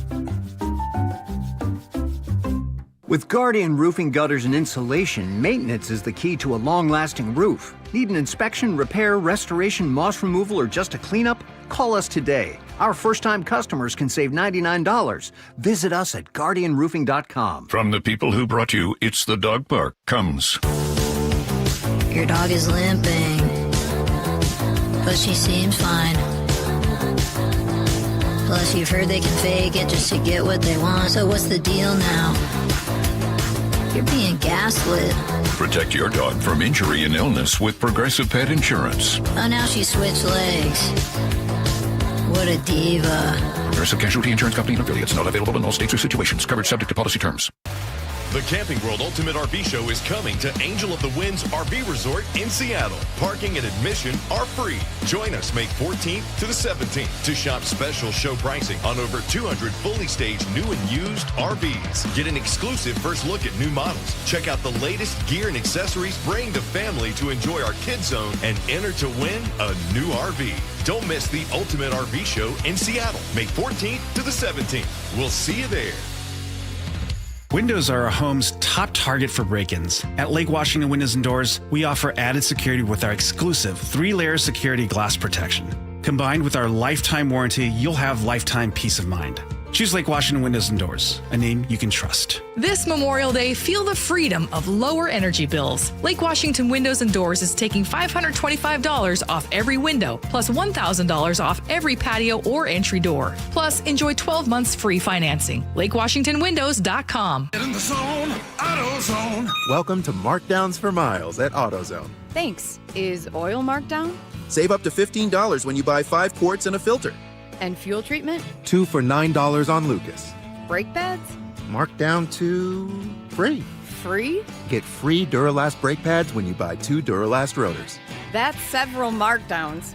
For many more miles. Get in the zone, AutoZone. Restrictions apply. I know that hiring can be challenging. You need someone to match your role perfectly. Well, now you can meet them fast on ZipRecruiter. Build your team, build it sooner. Meet your match on ZipRecruiter. Just head to ZipRecruiter.com/free right now to try it for free. That's ZipRecruiter.com/free. Meet your match on ZipRecruiter. Try it free. Your best source for local news. KIRO Newsradio, KIRO FM and HD1, Tacoma, Seattle, Northwest News. This is CBS News on the Hour, your home for original reporting. I'm Deborah Rodriguez. Hundreds of young people greeting President Trump on the tarmac in Beijing before he was whisked away for the start of a high-stakes summit with his Chinese counterpart. Topics are expected to include trade, taxes, and the Iran war. Correspondent Anna Corin is there. Whilst he said before he departed Washington that he doesn't necessarily need China's help, we know that Xi Jinping will no doubt be having extensive conversations with him about Iran because it has caused global instability. It's the first trip to China by an American president since Mr. Trump's visit in 2017. We've just gotten another read on inflation, this time wholesale prices. Jacob Sonnenschein at Barron's. The number shows that in this moment, the cost of acquiring goods and getting something ready for sale for a business in the U.S. is up 6% year over year. That's the biggest monthly gain since 2022. Root cause? Energy prices. Speaking of inflation, it costs a small fortune to spike your salad with a tomato these days. If you haven't noticed, the price of tomatoes is way up, surging nearly 40% in April from a year earlier. You can blame a combination of bad weather, high tariffs, and increasing transportation costs. It's estimated more than 70% of fresh tomatoes consumed in the U.S. come from Mexico, where unseasonably wet weather and disease have resulted in below normal yields. Freezes in key growing areas of Florida early this year also affected the tomato crop. Jim Crisula, CBS News. This is sentencing day for a Utah mother who wrote a children's book about grief after she murdered her husband. CBS's Jennifer Kuiper. Corey Richens was found guilty of poisoning her husband with fentanyl in March 2022. She could get 25 years to life in prison or life without parole. Prosecutors say Richens was $4.5 million in debt and believe she would inherit her husband's estate. At the Vatican, Pope Leo prayed on a plaque marking the spot of a shooting decades ago. On this day, 45 years ago, when an attempt was made on the life of Pope John Paul II, and for these reasons, I dedicated my catechesis today to the Blessed Virgin Mary. After he recovered, John Paul visited the shooter in prison and forgave him. National average for a gallon of regular gas today at $4.51. This is CBS News. Join Adriana Diaz and Kelly O'Grady for the perfect start to your weekend. Ease into your Saturday with CBS Saturday Morning on CBS and streaming on Paramount+. 7:03 on a Wednesday morning, and it has been a tough one, Sully. Well, we don't get rain for like a week, and people just forget how to drive. It's just incredible. I mean, there have been so many fender benders, so many crashes, people in ditches. And then, of course, it doesn't help that there's a hit-and-run vehicular assault investigation going on. So we plan on 20-minute delays just about anywhere. We're looking at southbound 405 with about a 20-25-minute delay getting into Renton. That's where this car hit a motorcyclist this morning. They got tangled up. The car took off. And they're still blocking 2 out of the 3 lanes, only the far right lane getting by at SR 900. Plan on at least a 40-minute drive to go from Bellevue down into Renton. 40 as well to go from Renton to Bellevue because of the distraction slowdown. Once you get through that, it's a pretty good drive to Bellevue. Big significant slow down getting into 405. You're driving into that backup. 50 minutes for you. Got about a 20-minute delay on eastbound 512 trying to get into and through Puyallup because of a crash near the Puyallup River Bridge. That appears to have cleared, but we still have a big time delay there. Federal Way to Seattle still up over an hour. We've had 2 crashes right around the West Seattle Bridge. Both have cleared, but we still have the damage being done. Lake Bridges still behaving. Coming down into the Marysville area, crash near 529 still causing trouble. Give yourself 35 minutes from Arlington to Everett, and then about an hour from Everett to Seattle or Bellevue.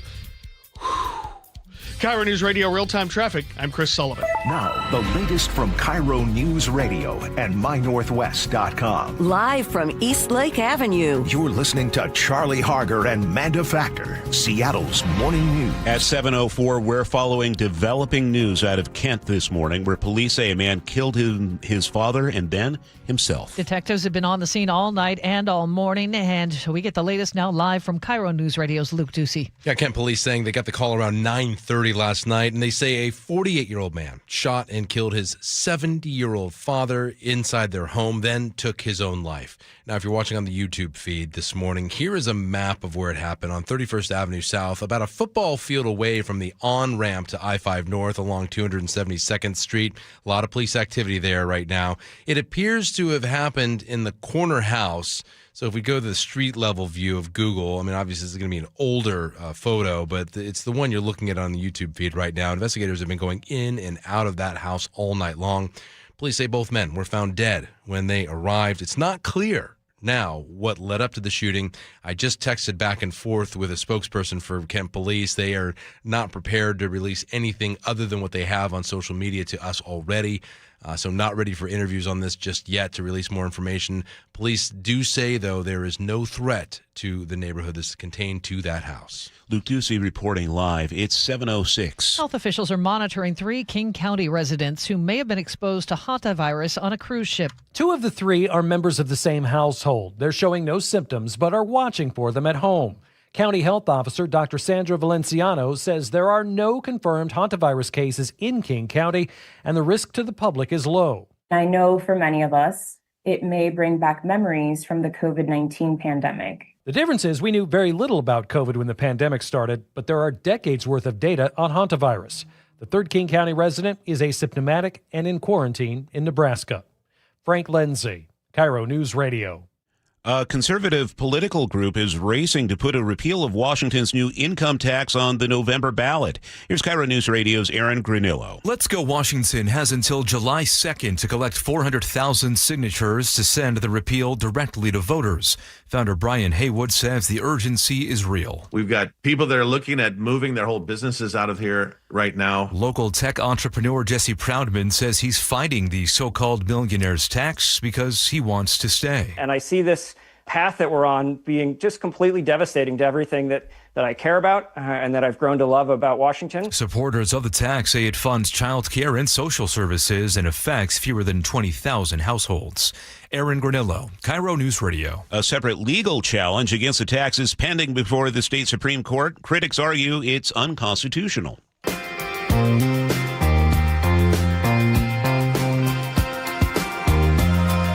keeping you informed since 1974. This is the city's longest-running radio news show.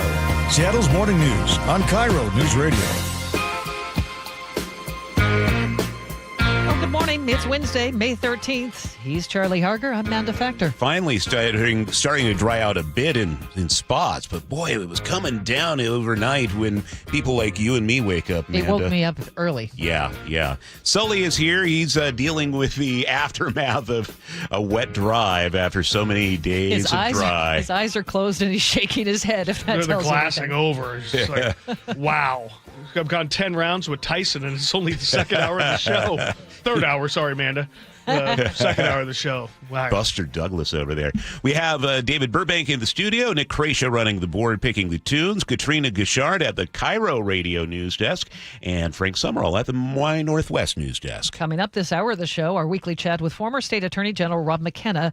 He will explain how open seats in the Washington Supreme Court could impact the legal battle over the income tax on millionaires. And in the 735 commentary, the city of Seattle has a $500 million budget deficit, and instead of cuts, the city leadership is looking at more taxes. I'll look into the numbers at 735. Right now it's 7:09. Defense Secretary Pete Hegseth got a bipartisan grilling yesterday on the Trump administration's endgame for the Iran war, the conflict's rising $29 billion cost, and its impact on diminishing U.S. weapons stockpiles. Here's Washington Democratic Senator Patty Murray. Can you tell us what the cost of damage done to U.S. facilities is because of this war?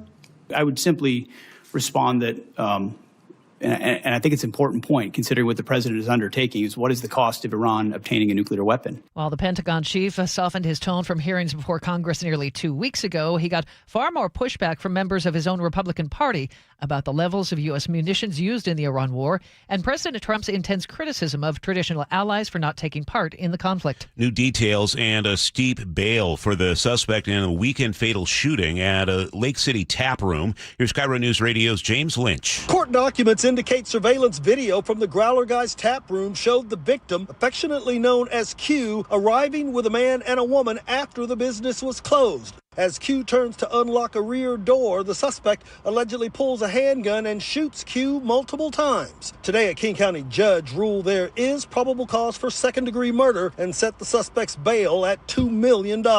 Charges are expected by the end of the week. In Seattle, James Lynch, KIRO News Radio. A Seattle mother is pleading for help after her son was brutally attacked with a hammer downtown. George Miller's mother, Lisa Driscoll, says she's an addiction counselor and started a nonprofit out of Everett called Lighted Pathways. I tell them every single day, I believe in you, you can do this. It offers addiction recovery housing, and she started it with her son in mind. My hope and prayer is that Georgie will recover from his injuries and that he can come here and that he can be a part of this as well. Before he can go there, he must be released from the hospital, and Driscoll says doctors still aren't sure whether he'll wake up.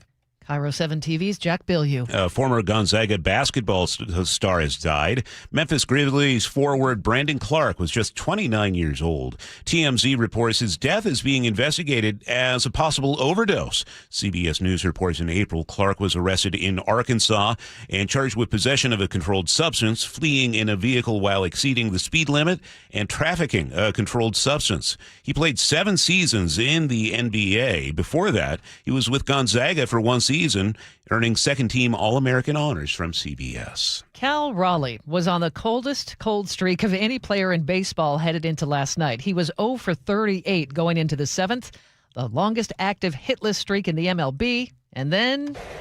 Swung on, smoked into the gap right center field. It's down for a base hit. It's cut off by Matthews before getting to the track, and Cal Raleigh has a base hit. The dugout celebrating. And so's Cal. Everyone can feel great about that one. Cal Raleigh with a base hit.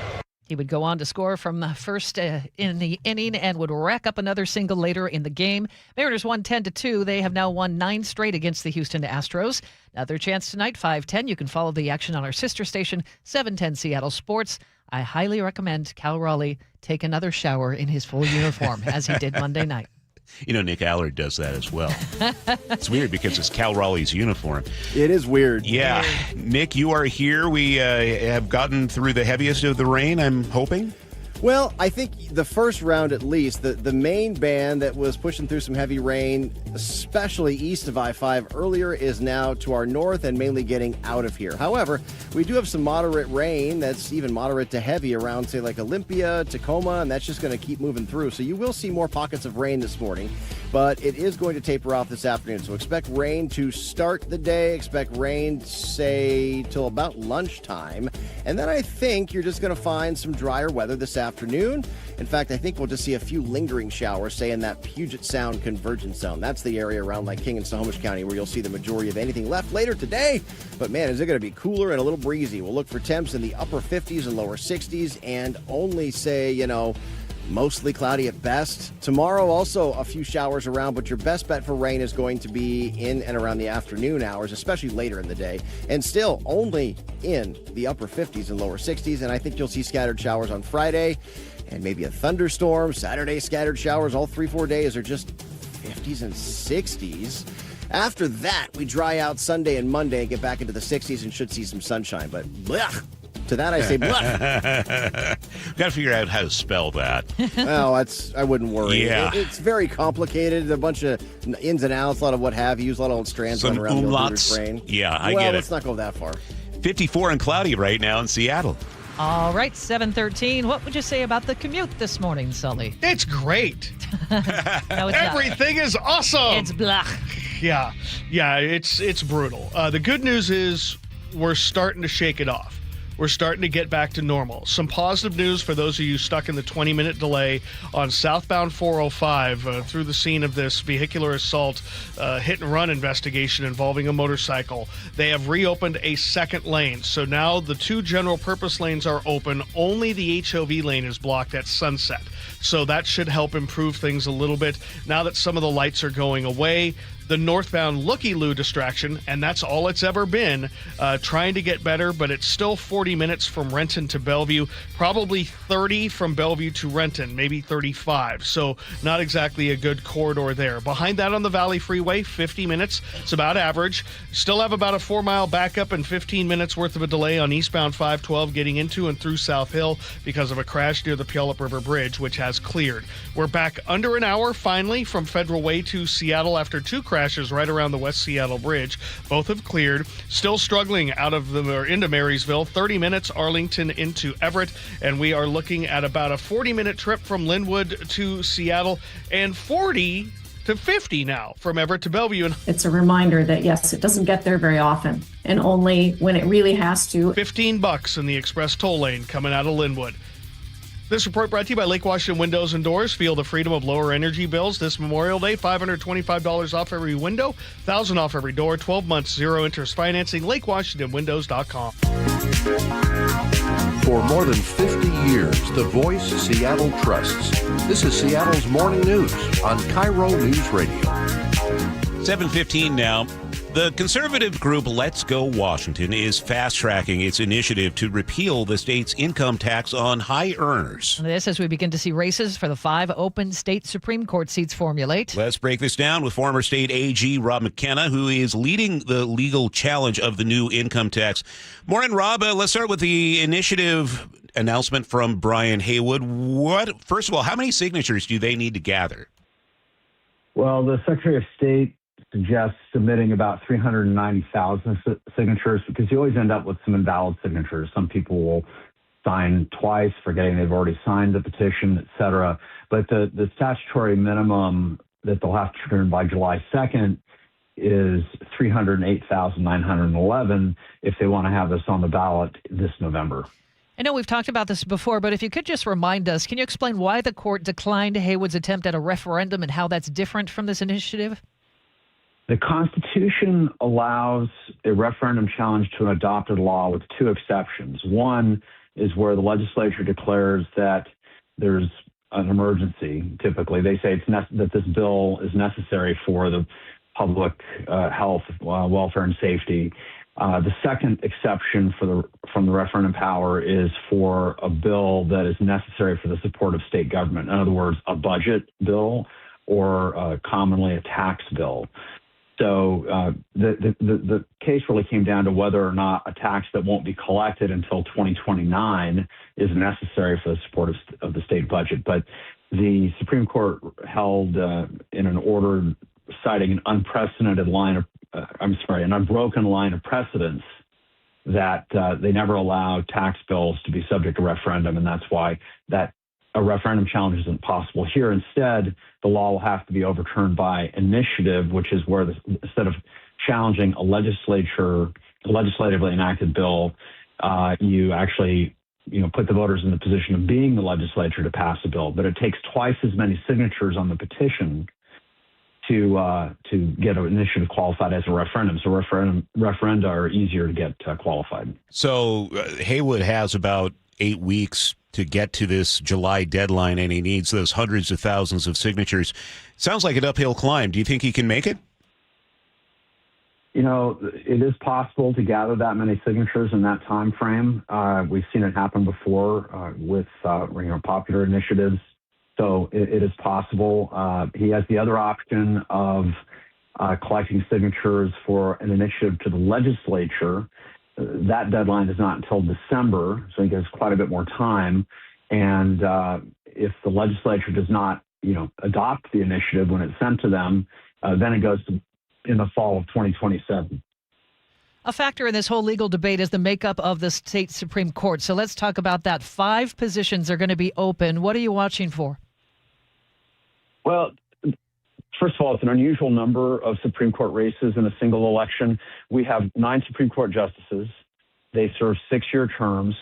They each, 3 of them are up every 2 years normally. But because we had a couple of appointees due to resignations, those appointees who've been appointed by the governor in the last several months have to stand for election this fall.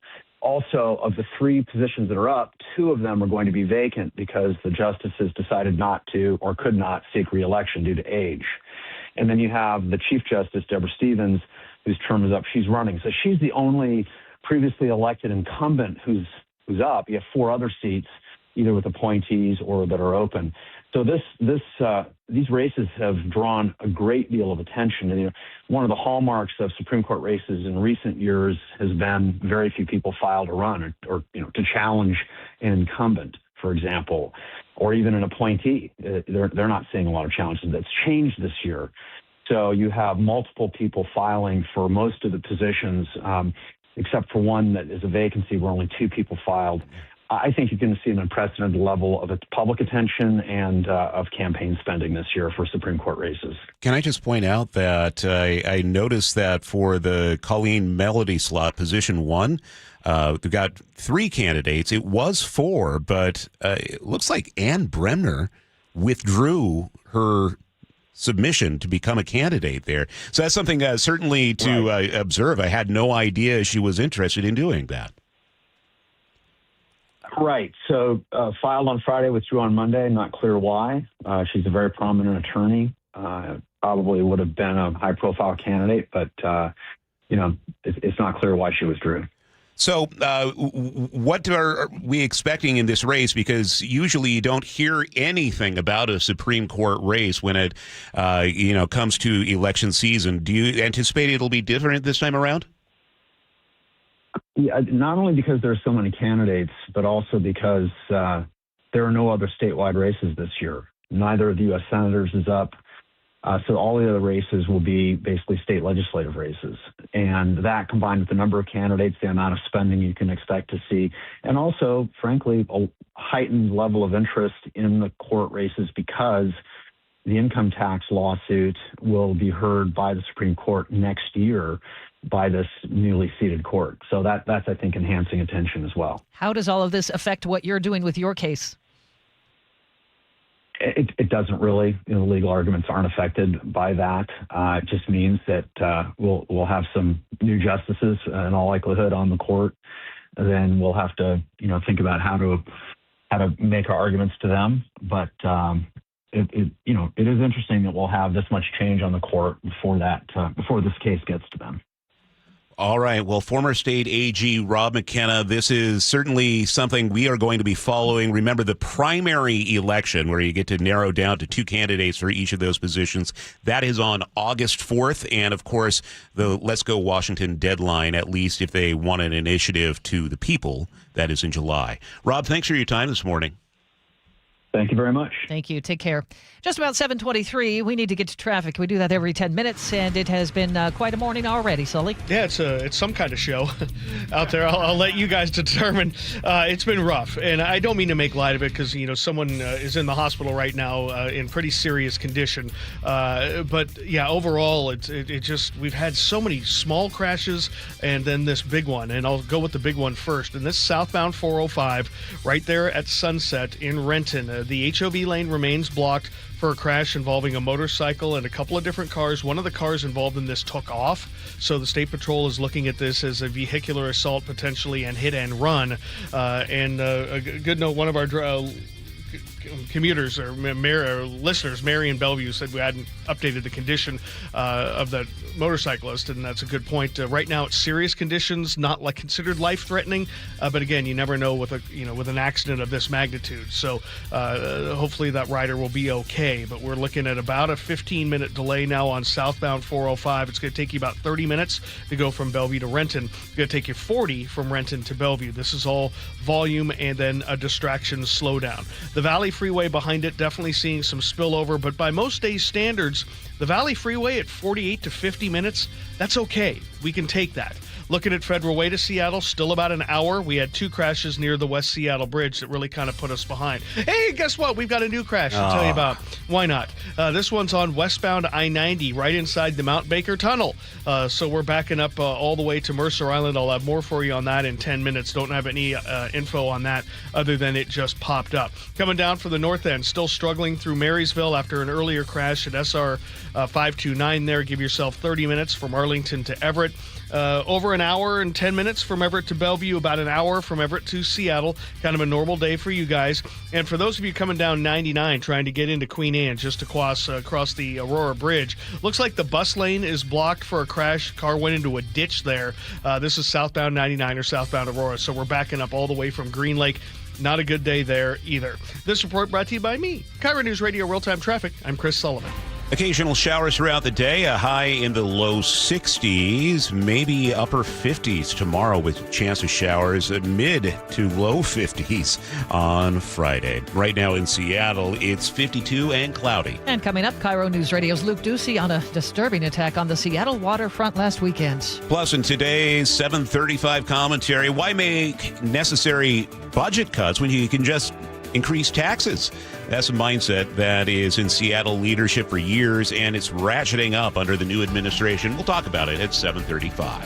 This hour is brought to you by CM Heating. Jason Rance here with our local tax expert and advocate, Greg Nunn from None Better Tax Resolution. So, Greg, not all tax resolution companies are the same. There are some that are definitely not local. There are others that don't quite know what they're doing even. Well, I tell you, these ads that all of us hear, Fresh Start program, they make you feel like, hey, man, I can just easy peasy get my taxes written off. No. And I've had several clients actually come to me after going through that process, and they just get no response after a while. They're passed around from person to person. That doesn't happen at my firm. You are familiar with the cases that come in. You're working on them. I'm familiar with every case that comes into our office.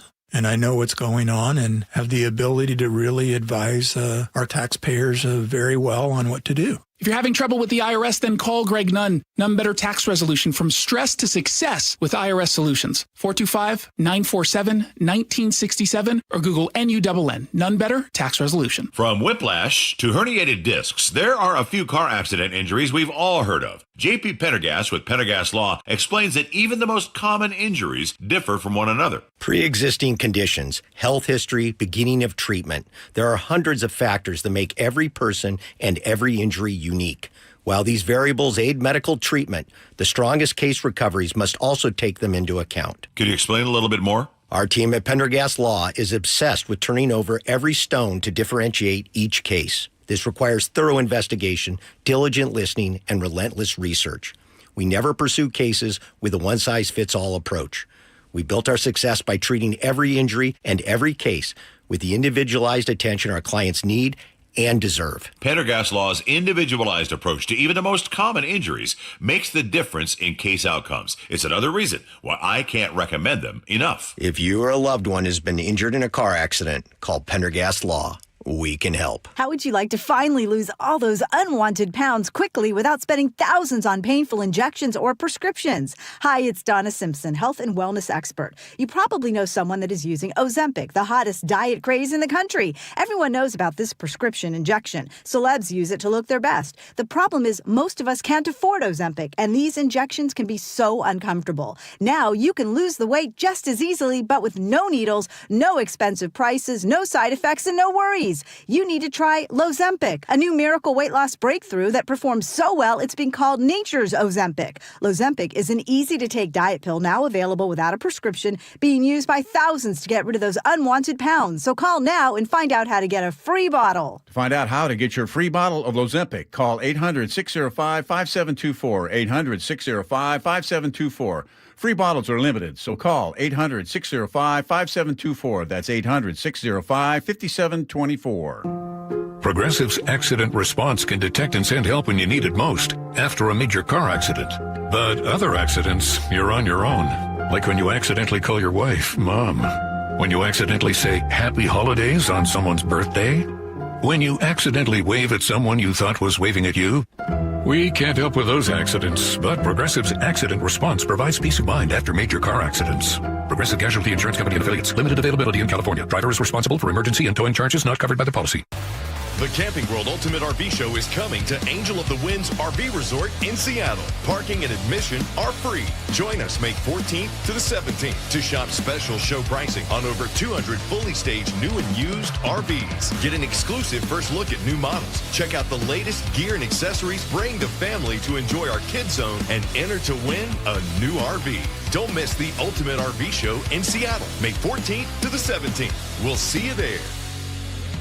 Insulation rebates from PSE are at historic highs. American Crawl Space and Pest Services gave over $3 million in PSE insulation rebates last year, more than any contractor in Washington. Homeowners, business owners, and PSE trust American Crawl Space and Pest Services. Was your home built before 1990? Visit AmericanCrawl.com to see how much you can save on replacing your insulation. American Crawl, the heroes you call.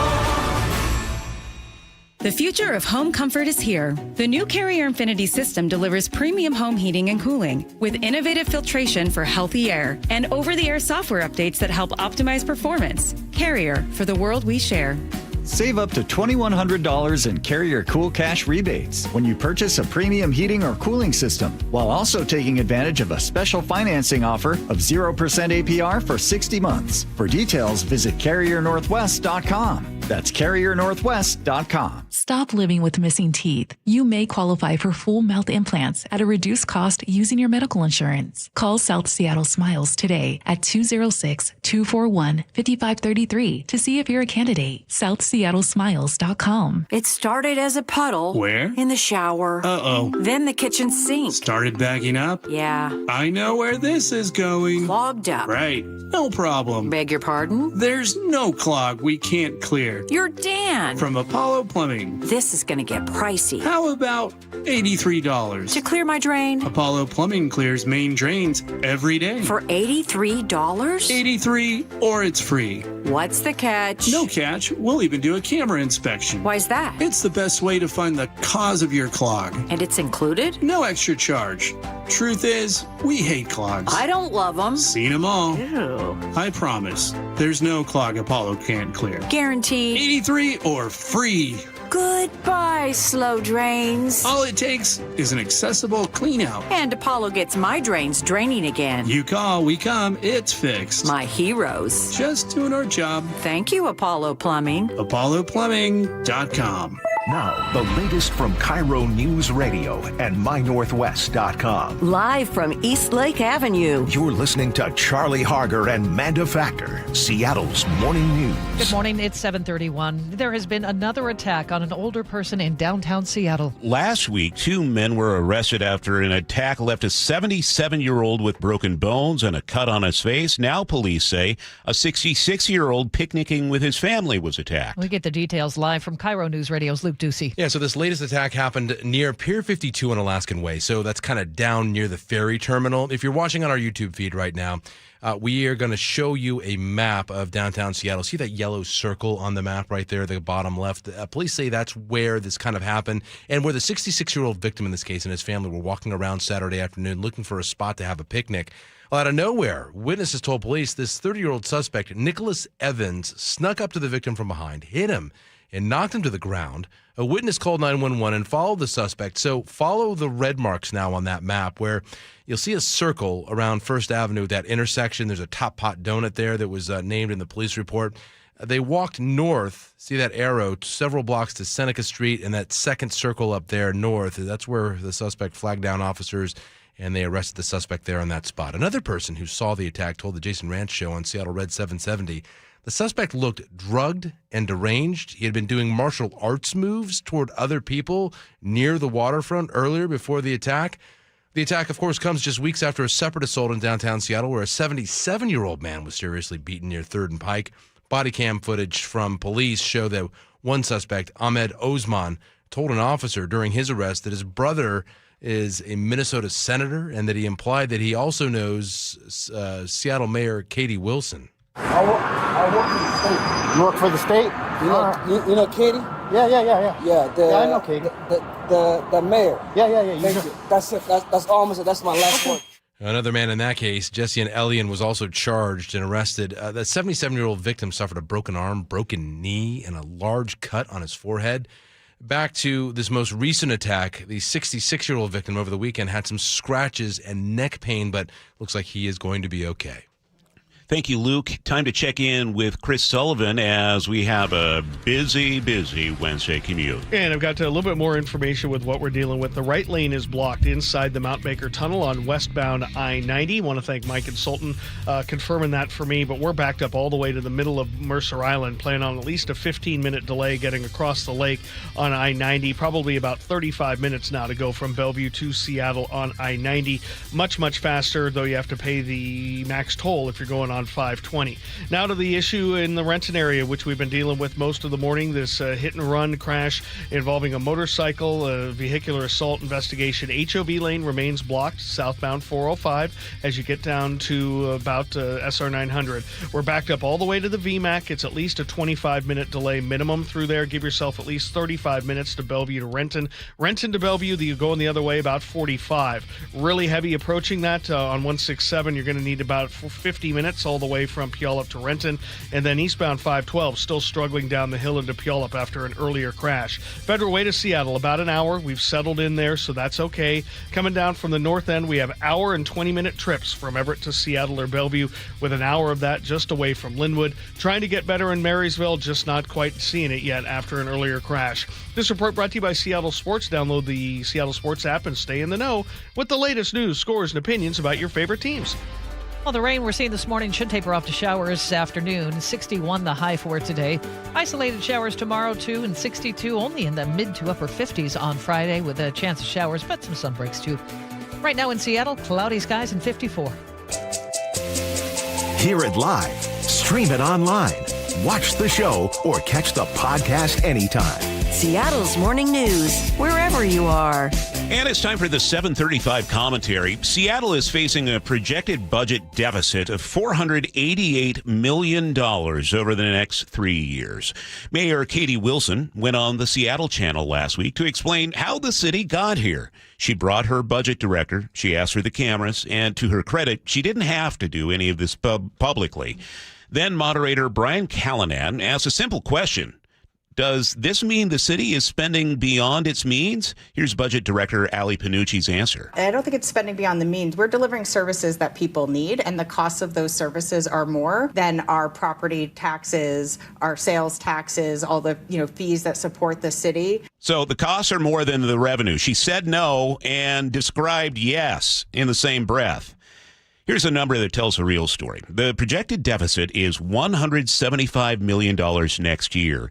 But that only exists because the city is already diverting roughly $200 million a year from the Jumpstart payroll tax to plug the general fund. Wilson confirmed it on camera. Without those transfers, she said, the gap would be $400 million, not $175. Wilson didn't just inherit Jumpstart, she helped create it. She co-authored the report that led to the payroll tax. She championed it as a way to fund affordable housing. The tax she built to house people is now keeping the general fund alive. And her answer is more taxes on top. A city-level capital gains tax is on the table. A local income tax if state law allows. Washington voters have rejected that 11 times since 1932. And expanding Jumpstart. A tax already declining because it depends on tech jobs that are lately going away. Meanwhile, the general fund has grown to from about $1.1 billion in 2016 to roughly $2 billion today. It's a 79% increase in a decade. General fund grew that much, maybe population-wise. It grew 15% in the same window. Inflation accounts for maybe 30%, so spending grew over the past decade at roughly 2.5 times the rate of inflation and 5 times the rate of the population. Panucci called the city's approach triage budgeting, one-time fixes, patches, no real solutions.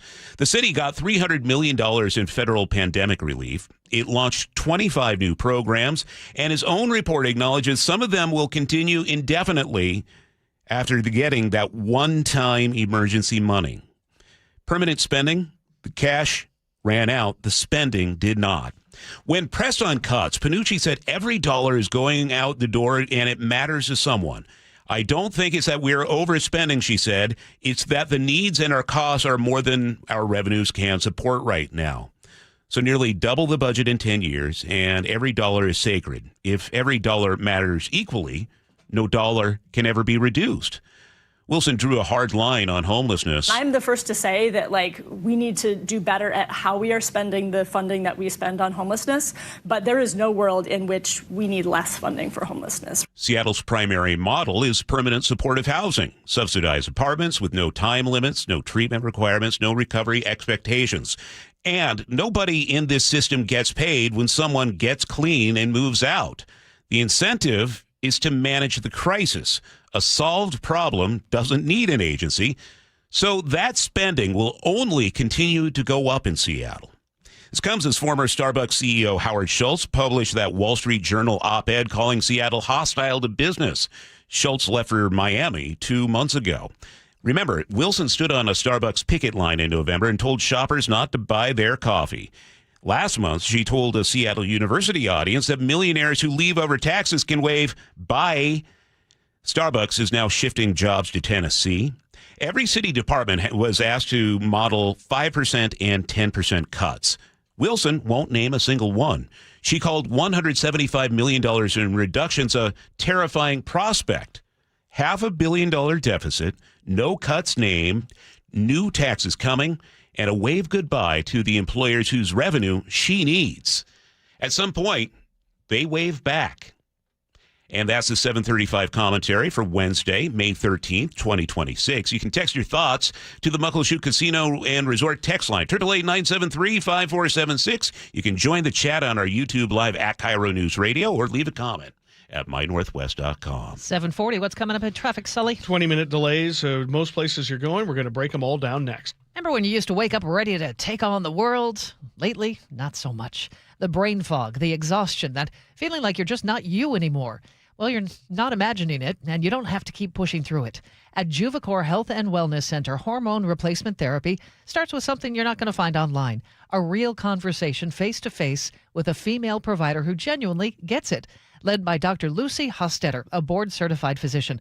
Her team has spent the last 7 years specializing in one thing: helping women feel like themselves again. It's their focus. It's what they do. Your care is driven by labs, by listening, and by a personalized treatment plan that's dialed into your body and your life. And they follow up. This kind of care has to be personal.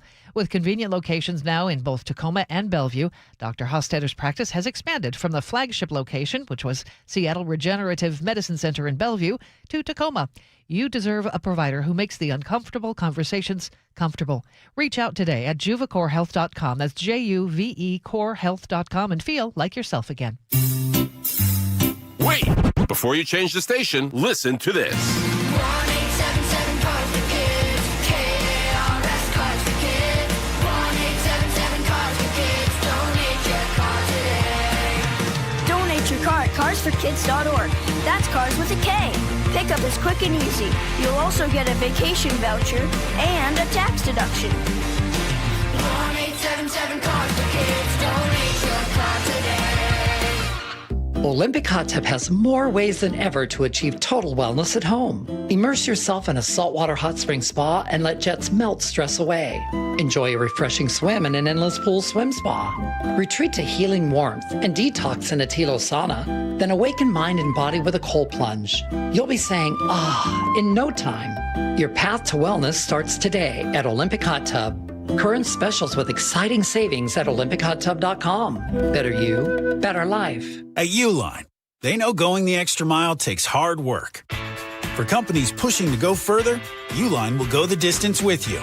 24/7, they answer the phone to get you the shipping and industrial supplies you need. Business can move fast. Unexpected large orders, adverse weather, new safety guidelines, and changing economic trends. Uline works hard keeping 41,000 items ready to ship, minimizing detours on your way to the extra mile. Visit uline.com. 7:43 now. Let's check with Sully for traffic. And we're going to start in the Renton area, where we've been focusing most of the morning as we continue to wrap up with this crash involving a car, motorcyclist, a hit-and-run investigation underway. This is southbound 405 right at SR 900. HOV lane remains blocked. We're backed up coming down out of Factoria. Give yourself at least an extra 20 minutes to get through that backup. About 35 minutes from Bellevue down into Renton.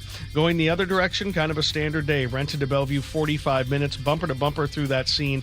A lot of that is distraction. Once you're through that, it's not too bad the rest of the way into Bellevue. Behind that on the Valley Freeway, we're hanging in there, which is actually pretty decent. I thought we'd go super south on this and get up well over an hour. We're not there. We're only about 50 minutes from Puyallup to Renton, which is pretty good.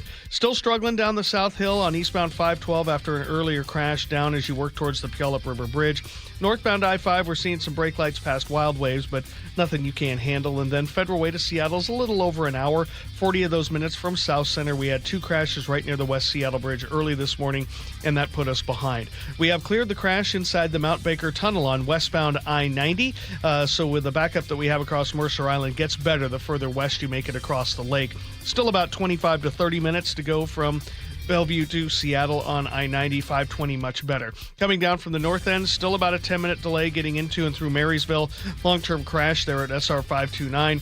And then you have about an hour drive away from Lynwood, an hour and 20 plus all the way from Everett to get to Seattle or to Bellevue. Let's see here. What haven't I gotten to? Oh, yeah, we're still working with this crash blocking the bus lane on southbound 99 or Aurora Ave just after the Aurora Bridge. So plan on some delays that extend all the way to Green Lake. KIRO Newsradio Real-Time Traffic. I'm Chris Sullivan. We expect to have clouds and showers today, a high in the low 60s right now. It's 52 downtown. And coming up, President Trump in China today to meet with President Xi Jinping. We're going to check in with CBS White House correspondent Natalie Brand next on Seattle's Morning News. Well, a few weeks ago, that's when I found out that Closets by Design did so much more than closets. And I got to thinking about the spare bedroom in our house. We had a mattress that would take up most of the room and a desk where I work in the afternoons. A lot of times I'm writing commentaries or doing other stuff. Well, we had Kaylee come out from Closets by Design. She took a bunch of measurements for a wall bed and a custom desk in that room. Then we had Zach and Dinez stop by. They spent part of the day installing it. It's all custom. It's designed and it's cut in their Kent facility.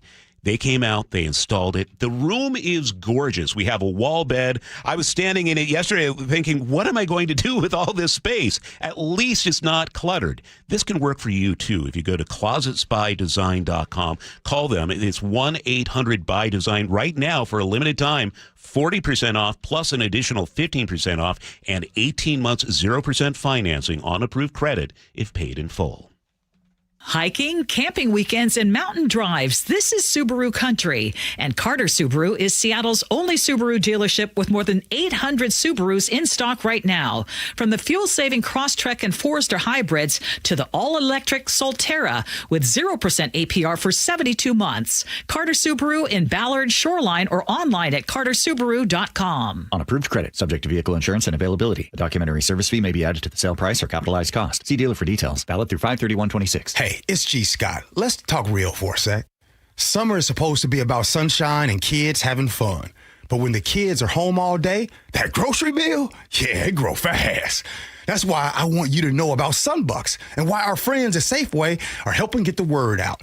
If your family qualifies, you can receive $120 per child to spend on groceries this summer. Food in your cart and a little less pressure on that budget. And let me be clear about this. There's no catch, no judgment. This program is simply about making sure kids have enough to eat when school is out. Here's the important part. Many families are enrolled automatically, and a card may already be headed to your mailbox.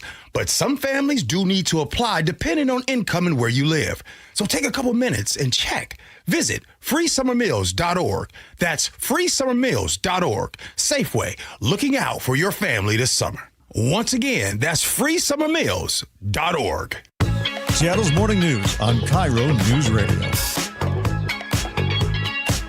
Glad you can be here with us on this Wednesday morning. A quick note here. You might have heard a recent commentary about this. Well, a Spokane family is breathing a sigh of relief this morning. Governor Bob Ferguson has denied clemency for Travis Cumslast, the man who murdered Christopher Gongin in front of his wife and baby daughter back in 1996. Barbara Gongin, the widow, contacted me yesterday with the news. Cumslast was sentenced to 46 years. He served about 30.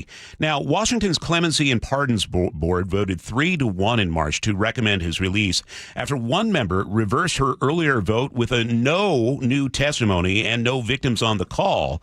The Gongin family found out about the vote the same way everyone else did. Ferguson has now overruled the board, keeping Cumslast in prison. It's now 7:49. Touchdown in Beijing this morning as President Trump travels east to meet with Chinese President Xi Jinping. Let's call up CBS White House correspondent Natalie Brand. Good morning, Natalie. So help us understand, why is the president in China right now? Good morning. Well, keep in mind, this trip had been in the works for a while now, long before the war in Iran, but it had been postponed by the war a couple months ago. So, now here we are. I think the president and the administration perhaps thought that things would be resolved, but they had this trip rescheduled on the books, and Iran is without question going to be one of the topics discussed, given China's relationship with Iran when it comes to energy, the top purchaser of Iranian oil, and its reliance on the Strait of Hormuz. But the president, ahead of leaving yesterday, said that his number one priority that he's going to be discussing is trade. And that's really, I think, why this trip was initially scheduled way back when. It's not the first time that these two leaders have met, and trade, tariffs, business deals have always been top of mind for both of them. The president bringing with him this time around 17 top CEOs, including Boeing's, with him, hoping to convince China to buy more U.S. goods. Is it common for a U.S. president to bring along big business leaders like this? We've seen it before. If you think back to earlier in the second administration, his trips to the Middle East, he also had business leaders with him as part of the U.S. delegation, because a big part of his foreign travel has become hoping to secure these business partnerships and deals and have signing ceremonies with the leaders, during the actual trip itself, so he can come back and announce, new investments, in the United States. And so this has kind of become one of his signature moves, but it does seem like this trip he's loaded up with, kind of the who's who of tech finance, again, Boeing, Apple, NVIDIA, which was NVIDIA's CEO, which was kind of a last-minute ad on Air Force One. And analysts have really said, having 17 or so of the world's biggest CEOs is a show of strength, and perhaps, kind of trying to depict leverage and make up for some of the weaker spots. The U.S. can tout its corporate strength and also semiconductor strength going into these bilateral meetings. And as you mentioned at the top there, Natalie, this comes in the specter of the Iran war. China very dependent on oil from the region going through the Strait of Hormuz. What are we expecting in those conversations?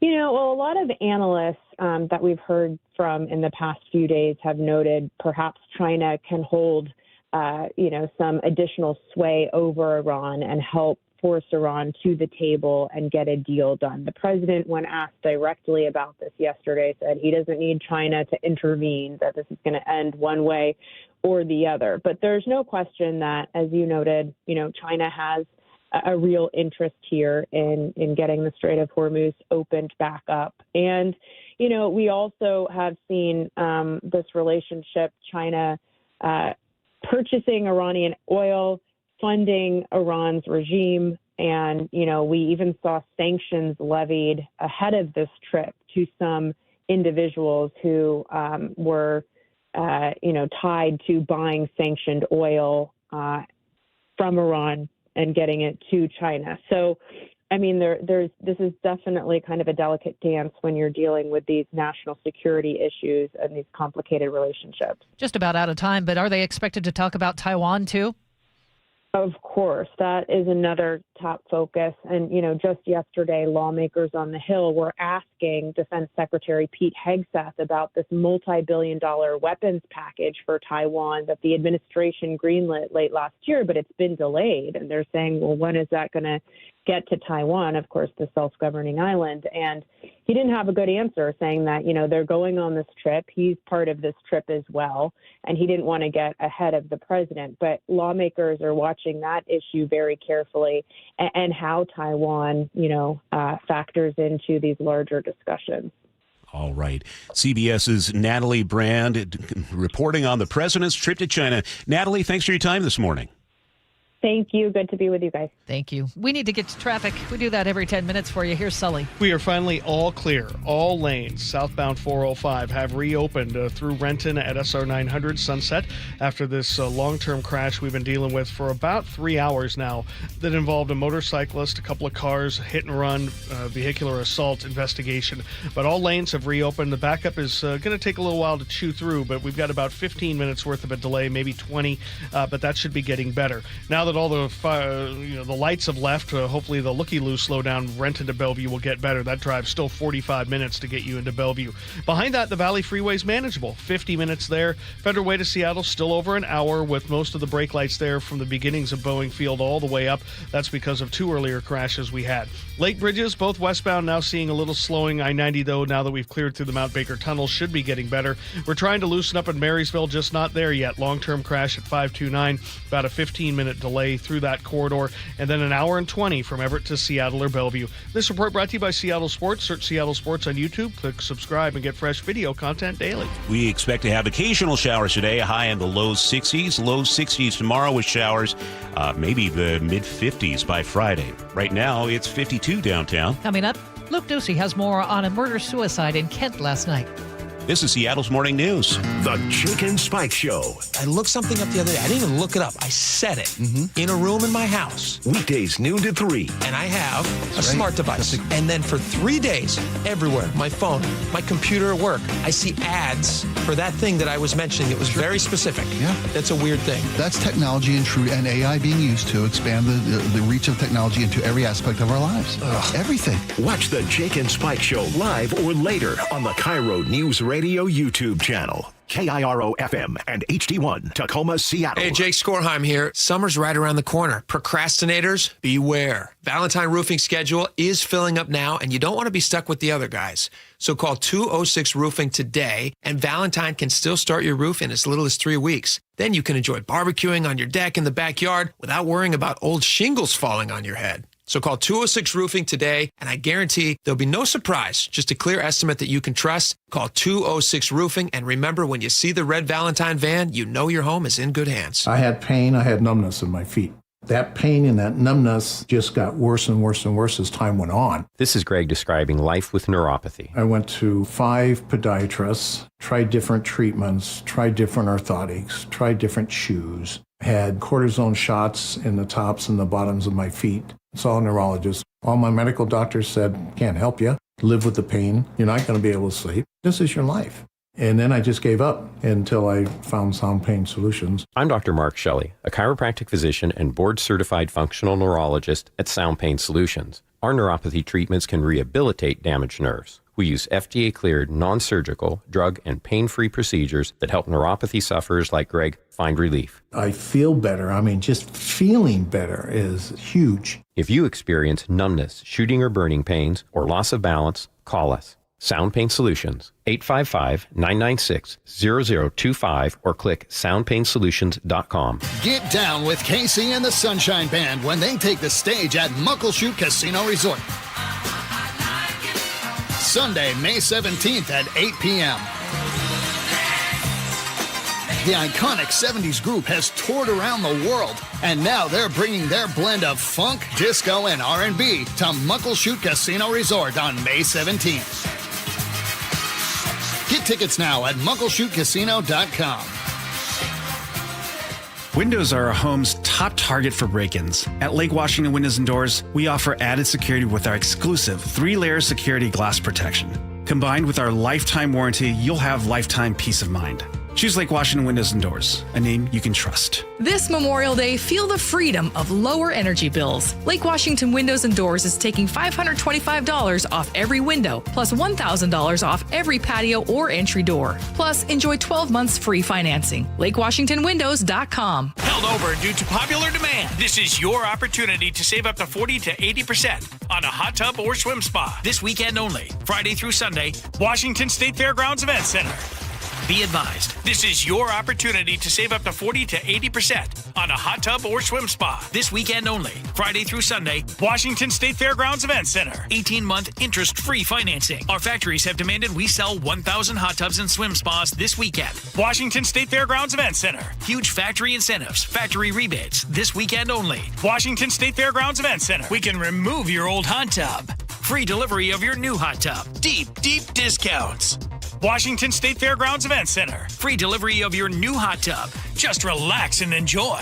Washington State Fairgrounds Event Center. Friday, 2 p.m. to 8 p.m. Saturday, 10 a.m. to 8 p.m. Sunday, 10 a.m. to 6 p.m. Free admission. Free delivery. Washington State Fairgrounds Event Center. Call 833-SPA-SALE or visit hottubandSwimSpaSale.com. John Curley here. You know a smart thing to do right now? Upgrade your cooling now with Home Comfort Alliance. Choose a Lennox cooling system and get a heating system free. Their 60-second online price estimator makes it so easy. Visit HomeComfortAlliance.com today. Your best source for local news. KIRO Newsradio. KIRO FM and HD1 Tacoma, Seattle. Northwest News.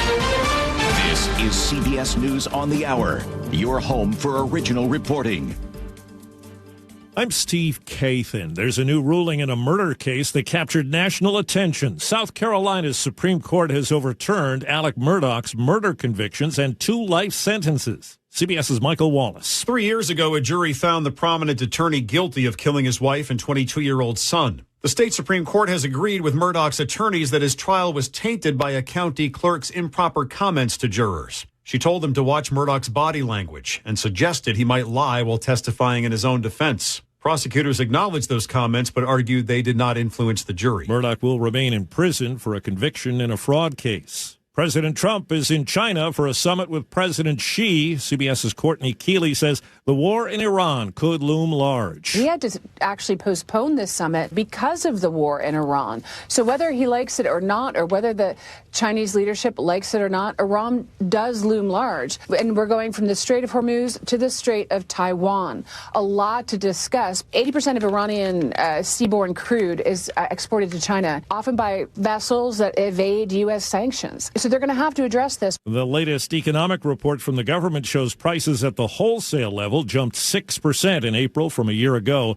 Jacob Sonnenschein of Barron's tells us the war is a key driver of higher prices. The number shows that in this moment, the cost of acquiring goods and getting something ready for sale for a business in the U.S. is up 6% year over year, and then excluding energy, still a little over 5% year over year. The operator of that cruise ship at the center of a deadly hantavirus outbreak says it expects to know by the end of the week if the vessel will keep to its schedule in the months ahead. 18 Americans on that cruise are now in isolation in the U.S. Others return to their home countries, and the head of the World Health Organization says, I have seen commitment in many of those countries, and they will do everything to make sure that the passengers get support and also the citizens are protected. Amid concerns about artificial intelligence, CBS's Jim Krasula has more on how people are feeling about those big AI data centers. Not in my backyard. 7 in 10 Americans oppose building data centers for artificial intelligence in their local area. Nearly half are strongly opposed. That's according to a new poll from Gallup. The survey also found that 53% of Americans oppose having a nuclear energy plant near them, far less than the 71% opposed to data center construction. Checking Wall Street, the Dow is down 260. The S&P and NASDAQ are trading higher. This is CBS News. Go to the ends of the earth, half a world away. Reach for the stars. If I take time to think, they might go get Brad. On CBS, Sunday morning. 8:03. Let's check in with Chris Sullivan for a busy Wednesday commute. And we are in recovery mode, but there are 20-minute delays just about everywhere you're going. I'm going to start with the Renton S-curves, where we continue to struggle getting from Bellevue down into Renton, where we had a crash involving a motorcycle. A long-term investigation had most of the freeway closed for 3 hours, so we still have 20 minutes worth of a delay there. Also 20 going the other direction. Renton to Bellevue's at 45. Good news is, behind that, the Valley Freeway is manageable, 50 minutes or less. Federal Way to Seattle, about an hour and 5 with 40 of those minutes from South Center. We're seeing very heavy braking past the West Seattle Bridge. We had 2 crashes there this morning, really kind of set ourselves behind. I'm looking to see if we've got a crash on westbound 520 at Montlake, because we're bumper to bumper across the middle of the lake. It could just be volume, people who are bailing from the earlier crash on I-90. You're going to need about 35 minutes to go from Bellevue to Seattle now across the lake. That's, again, 20 minutes worth of a delay. Also a 20-minute delay on southbound I-5 getting into and through Marysville. Long-term crash getting down through 529. So give yourself about, as I said, 35 minutes, Arlington to Everett, and an hour and 25 plus to go from Everett to Seattle or Bellevue. Not a good day out of Snoho. This report brought to you by Lake Washington Windows and Doors. Feel the freedom of lower energy bills this Memorial Day. Get $525 off every window, $1,000 off every door, 12-month zero interest financing, LakeWashingtonWindows.com.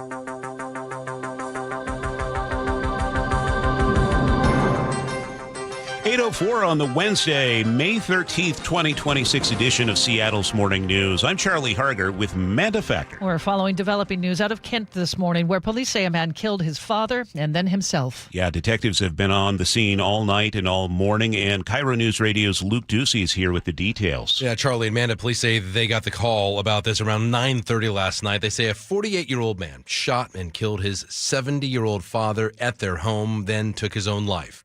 If you're watching on the YouTube feed, here's a map of where it happened on 31st Avenue South, about a football field away from the on-ramp to I-5 North along 272nd Street. It appears to have happened in the corner house, the one you're looking at on the YouTube feed right here. Investigators have been going in and out of that house all night and all morning. Police say both men were found dead when they arrived. It's not clear what led up to the shooting. They do say, though, there is no threat to the neighborhood. Luke Ducey reporting live at 8:05. A memorial is growing outside the Growler Guys tap room in Lake City, where an employee was shot and killed over the weekend. We get the update from KIRO 7 TV's Brandon Thompson. We have watched one of two memorials for Q grow outside the brewery as people stop by to pay their respects. Margosha's death has been tearing through the hearts of the people who knew him. Just someone that he could meet anyone and make you feel comfortable with him. He could bring everyone up with him and really, truly celebrated everyone around him. And I think that's why so many people felt this loss. A King County judge ruled there is probable cause for a second-degree murder charge and set the suspect's bail at $2 million. Those charges are expected by the end of the week. Prices in Western Washington are rising faster than the national average. New federal data shows inflation in the greater Seattle area hit 4.9% over the past year, above the national rate of 3.8%. Energy, the biggest driver, with gas prices up nearly 26% year over year. And let's say you got a pay raise over the past year of just under 3%, which is the average. Your pay raise went poof. It's not keeping up with the pace of inflation.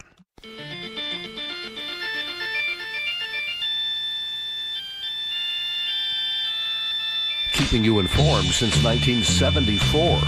This is the city's longest-running radio news show. Seattle's Morning News on KIRO Newsradio.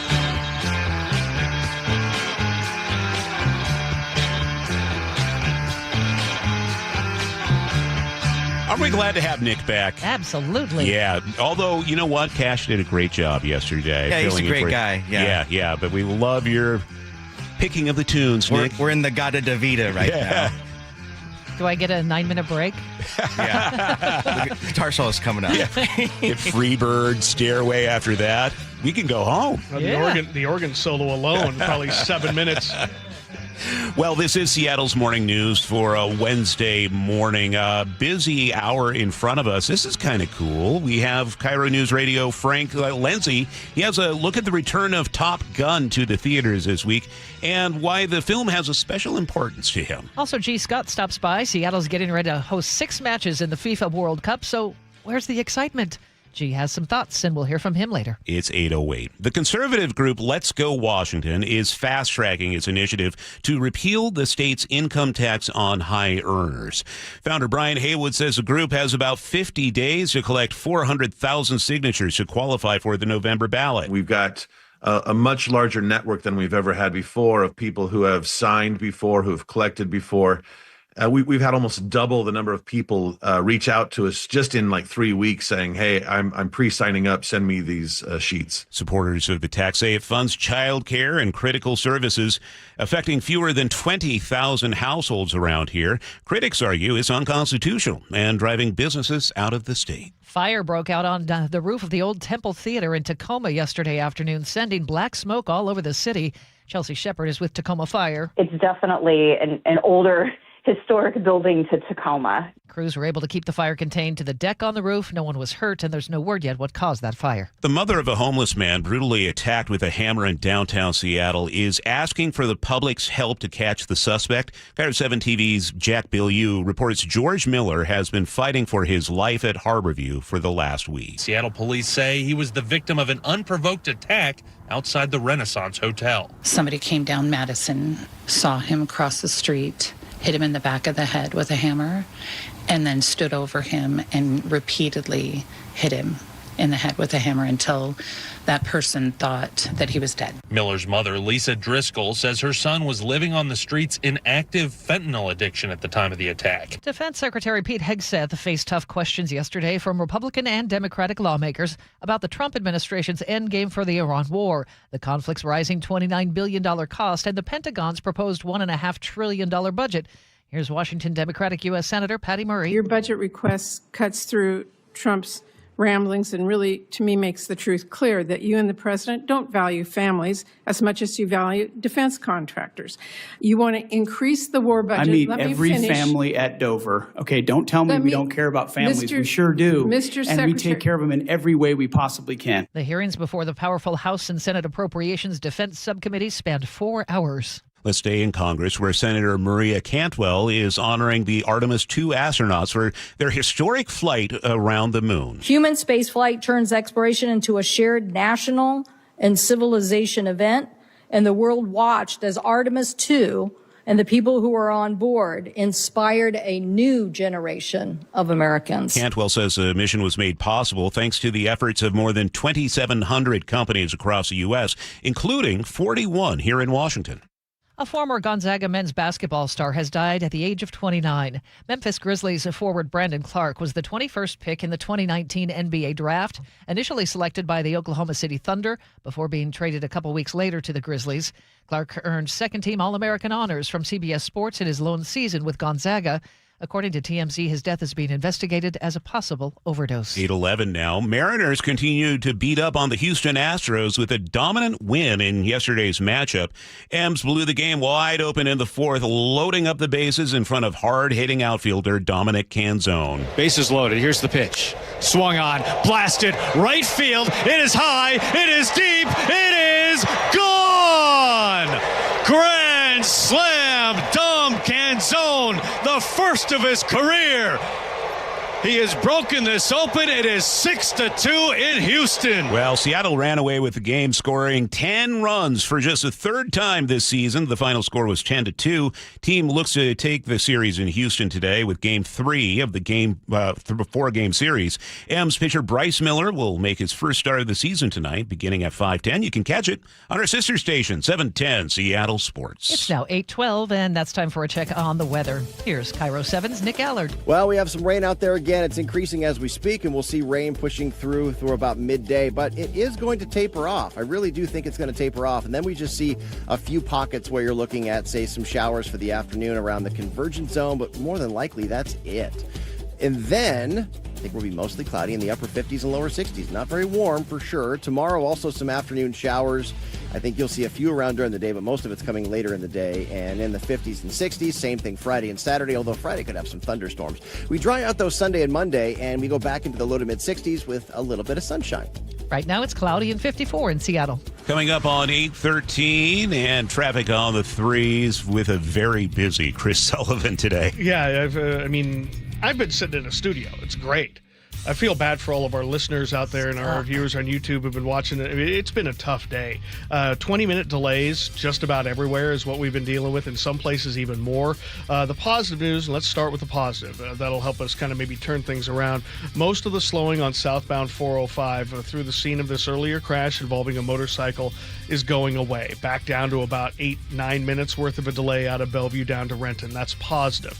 Problem is, Renton to Bellevue, we had that huge distraction slowdown all morning long, plus we've added a little more volume. It's up to 50 minutes to go from Renton to Bellevue. That is 15 minutes slower than normal. Somehow, and I'll take it, the Valley Freeway has been hanging in there. 50 minutes, from maybe 52 from Puyallup to Renton. That's okay. Braking in Auburn, a little bit at the north end. Federal Way to Seattle, not bad up through South Center, but from the middle of Boeing Field on up, it's still struggling. 40 minutes from South Center up, about an hour and 5 all the way. We had 2 crashes right around the West Seattle Bridge early this morning that really kind of set the tone. Northbound I-5, seen some braking in DuPont, a little bit in South Tacoma. You're going to need about 45 minutes from Olympia to Tacoma. Lake Bridges, both of them about 25 to 30 minutes to go westbound from Bellevue to Seattle. 520 is a little heavier than I'd like to see through Montlake today. Coming down from the north end, still struggling through Tulalip, but our travel time is getting better. We're under 30 minutes from Arlington to Everett. Still an hour and 20, though, from Everett to Seattle or Bellevue, so that's not great. And just checking my camera, I'm trying to get confirmation, but it looks like we have cleared the bus lane on southbound 99, the Aurora Avenue area, right south of the Aurora Bridge. We had a crash there. Car kind of went off into the ditch on the right-hand side. That's out of the way. KIRO Newsradio Real-Time Traffic. I'm Chris Sullivan.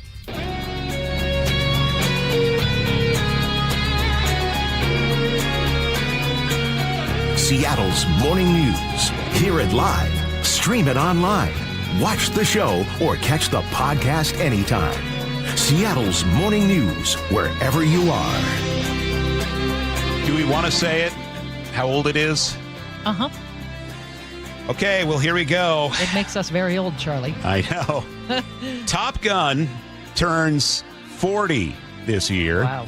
Starting today, both the original and the sequel, Top Gun Maverick, are back in theaters for 1 week. Now, our news director, Frank Lindsay, feels deeply connected to the franchise. He was introduced to it by his brother, Idaho Air National Guard Major Greg Stone, who died in the Iraq War in 2003. You two characters are going to Top Gun. I have officially been obsessed with this movie for 40 years now. I'm 50 years old, so basically for my entire life, and I have my late brother Greg to thank for that. This is despite all of the movie's flaws, and there are many. You broke my will? Oh, what a thrill. Goodness gracious, great balls of fire. He took me to a lot of movies when I was a kid. Return of the Jedi, War Games, Spies Like Us, Rambo 3, those all come to mind, but Top Gun is the one that has stuck with me. To this day, if I watch it, if I see the trailer, if I hear a song from it, I immediately think of Greg. Every time, without fail. And I love that because it's the next best thing to having him still here with us. It's a good memory of a good time we had together and of something we shared and will always share. Tom Cruise, Kelly McGillis. Top Gun. It was May of 1986. My grandpa had a heart attack that month. He survived it, and he lived for a long time after that, but still, it was very scary, of course. My grandpa lived in Weiser, Idaho. We lived in Portland. My parents went to Weiser immediately to be with him. Greg, my sister Tammy, and I made the drive down that Friday after school. And Top Gun always makes me think of that road trip. Greg and Tammy were 2.5 years apart in age, 23 and 20. I was 10. So they had more of a traditional sibling rivalry bickering thing going on, which I thought was hilarious, if for no other reason than for all the creative and copious amounts of swearing involved. Tammy was appalled that Greg didn't have any napkins in his truck. Greg was appalled that Tammy was eating Cheetos in his truck. He made her sit still in the passenger seat without touching anything until we pulled over, as the Cheeto goo dried on her fingers. We eventually stopped to get gas and get some McDonald's. Tammy had to have the salt that comes in those little packets because it's more powdery than the stuff in the shakers. She dumped about 4 packs of that salt onto a pile of ketchup and then stirred it up with the French fry, and the whole thing turned pink. Greg was flabbergasted by this. What the are you doing? It's like a comedy. And it was. I was thoroughly entertained and laughing my head off. Although, unlike at my birthday parties, I did not throw up. Thank you very much. You are still dangerous. We finally made it to Weiser. Grandpa was doing okay. We visited with everybody and took pictures and did all the family catching up stuff that you do. Then we realized, hey, rock and roll! Top Gun was out. Here's our chance. It's a big one, Goof. We rounded up our cousins and headed to the theater at Karcher Mall in Nampa, Idaho. This was an emotional roller coaster for young Frank. Every time Maverick would shoot down a plane, I'd pump my fist in the air and loudly whisper, yes! Did some headbanging during Danger Zone. Then I had to hide my eyes during the love scene. Gross. Come on, lock up, baby. There's one part I remember where Tom Cruise is dialing up something in the F-14 and you see him reach up and it's his bare hand. And my brother was like, nope, he'd have his gloves on. You may also remember the MiG pilots in Top Gun always had their visors down. But Maverick and Goose and Ice and the whole crew didn't. Nope. They'd have their visors down too, otherwise their eyeballs would get ripped out of their heads. Head forward, Goose! I can't reach the ejection handle! Goose! You're gonna have to put this down! I can't reach the ejection handle! Eject! I'm trying! Eject! I got bummed out when Goose died, of course, and then I was bummed when Maverick didn't win the Top Gun trophy. There are no points for second place. Then I was back up because Mav and Ice and the rest of the gang got sent in to do what they had been trained for. They were America's best. They would make us proud. Fast forward 36 years, May 2022. After years of delays thanks to the pandemic, Top Gun Maverick is finally released. I never thought there would be a sequel, so when I saw the trailer for the first time in the fall of 2019, I squealed. Literally. And the only time I've ever done that is when I saw Roger Federer in person at the US Open. While all things Top Gun remind me of Greg in a happy way, I must admit the sequel did make me feel a little sad at first. That's for the fact that he wasn't going to be able to watch it with me. I wouldn't get to ask him what he thought of it. Was it better than the first one? Which parts were realistic? Could somebody really shoot down an Su-57 with an F-14? What did you think was cheesier, the volleyball scene from the first one or the beach football scene from the second one? The scene with Maverick and Iceman is my favorite part of the second movie.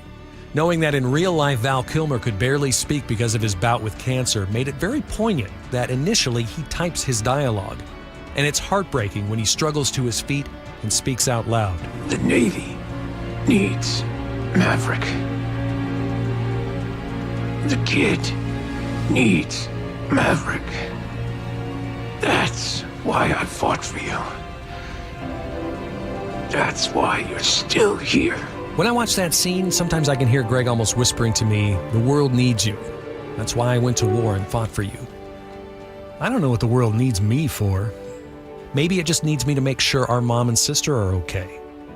Whatever it is, I bet Greg will whisper the answer from the empty seat next to me while I'm watching Top Gun this week.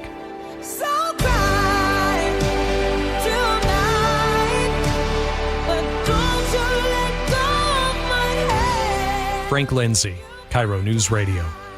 I have not seen Top Gun Maverick yet. Oh, you have to. I have to, and I'm going to do it in honor of Greg and Frank. Okay, we expect a full review soon because that is one of those rare sequels that really, really does a great job. Did you like it better than the first? I don't want to go that far just because the first one was so groundbreaking, but in every sense, I just absolutely love the second one. There ain't nothing wrong with that sequel. All right, it's on my list. Sully, have you seen it? No, come on. No. Nick, have you seen it? I am taking an airplane ride coming up soon, so I'll wait to watch an airplane, fighter pilot movie while I'm in an airplane while I'm scared of flying. So that seems perfect. Are you scared of flying? No, I just get a little nervous sometimes. Because I know every bump and I know what's happening in the cockpit. I know what every sound means. Yeah. And I just, from time to time, I still don't know how they fly. Sully. It doesn't make any sense to me. I'm just a simple K fan. I know a lot about those planes, but not how they fly. Yeah. The physics doesn't make sense to me. You have been on a Dreamliner before. Yeah, that is true. For son Tommy. Oh, yeah. So there you go. But no, I haven't seen the sequel. You got to see it. Nick, you've seen it, right? I haven't even seen the first one. What? So. Me either. I'm with Nick. You haven't seen the original Top Gun?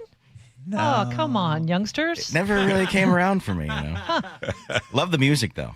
It is good music. We love the traffic as well. Or maybe not today. Not today. Sully, where do we start? Well, I know there is a need for speed out there once you get through the backups, but you just can't go anywhere right now, unfortunately. The good news is almost all the slowing on southbound 405 into Renton is gone after that long-term crash we had involving the motorcyclist. Still waiting for any information on the state patrol on the hit-and-run suspect in this, but that's positive. Now, going the other direction, though, we're still rolling with about a 50-minute trip from Renton to Bellevue. It's about 15 minutes slower than normal. The brake lights are all the way up past 44th and then more going into downtown Bellevue. Across the lake, 520 is still very slow today, getting into and through the the Montlake area over to I-5. I think a lot of people bailed and went to 520 after we had that earlier crash in the Mount Baker Tunnel on I-90. No need to bail anymore, but 520 is actually a worse bridge, and you're paying the max toll at this point.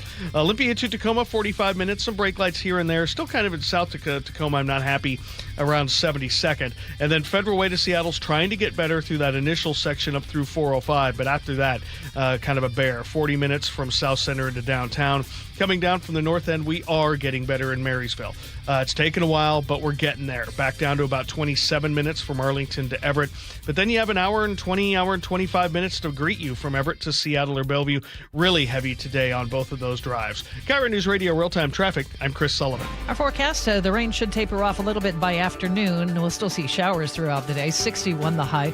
Tomorrow, just isolated showers. Should see some sun breaks and 62 only in the mid to upper 50s on Friday. Should dry out again by Sunday and Monday and be back into the low 60s. Right now in Seattle, cloudy and 54. I still can't believe I'm the only one of these 5 people right now who has seen both Top Gun movies. Sorry. Okay. I'm going to watch it. Okay. As long as you promise. I do. Coming up soon, we'll be speaking with petroleum analyst Patrick DeHaan to break down the latest spike in fuel prices. This is Seattle's Morning News. KIRO Newsradio, where you turn for the news you depend on. KIRO Newsradio's Luke Ducey is here with more. 24% of businesses are now thinking about leaving Washington. Traffic. We are definitely seeing some slowing through the S-curves. Conversation. We build it, we produce it, we charge for it. And your Super Bowl champion Seahawks. A one-hander! Are you kidding me? Broadcasting live from the KIRO Newsradio YouTube channel. KIRO Newsradio 97.3 FM. How does your roof look after this winter?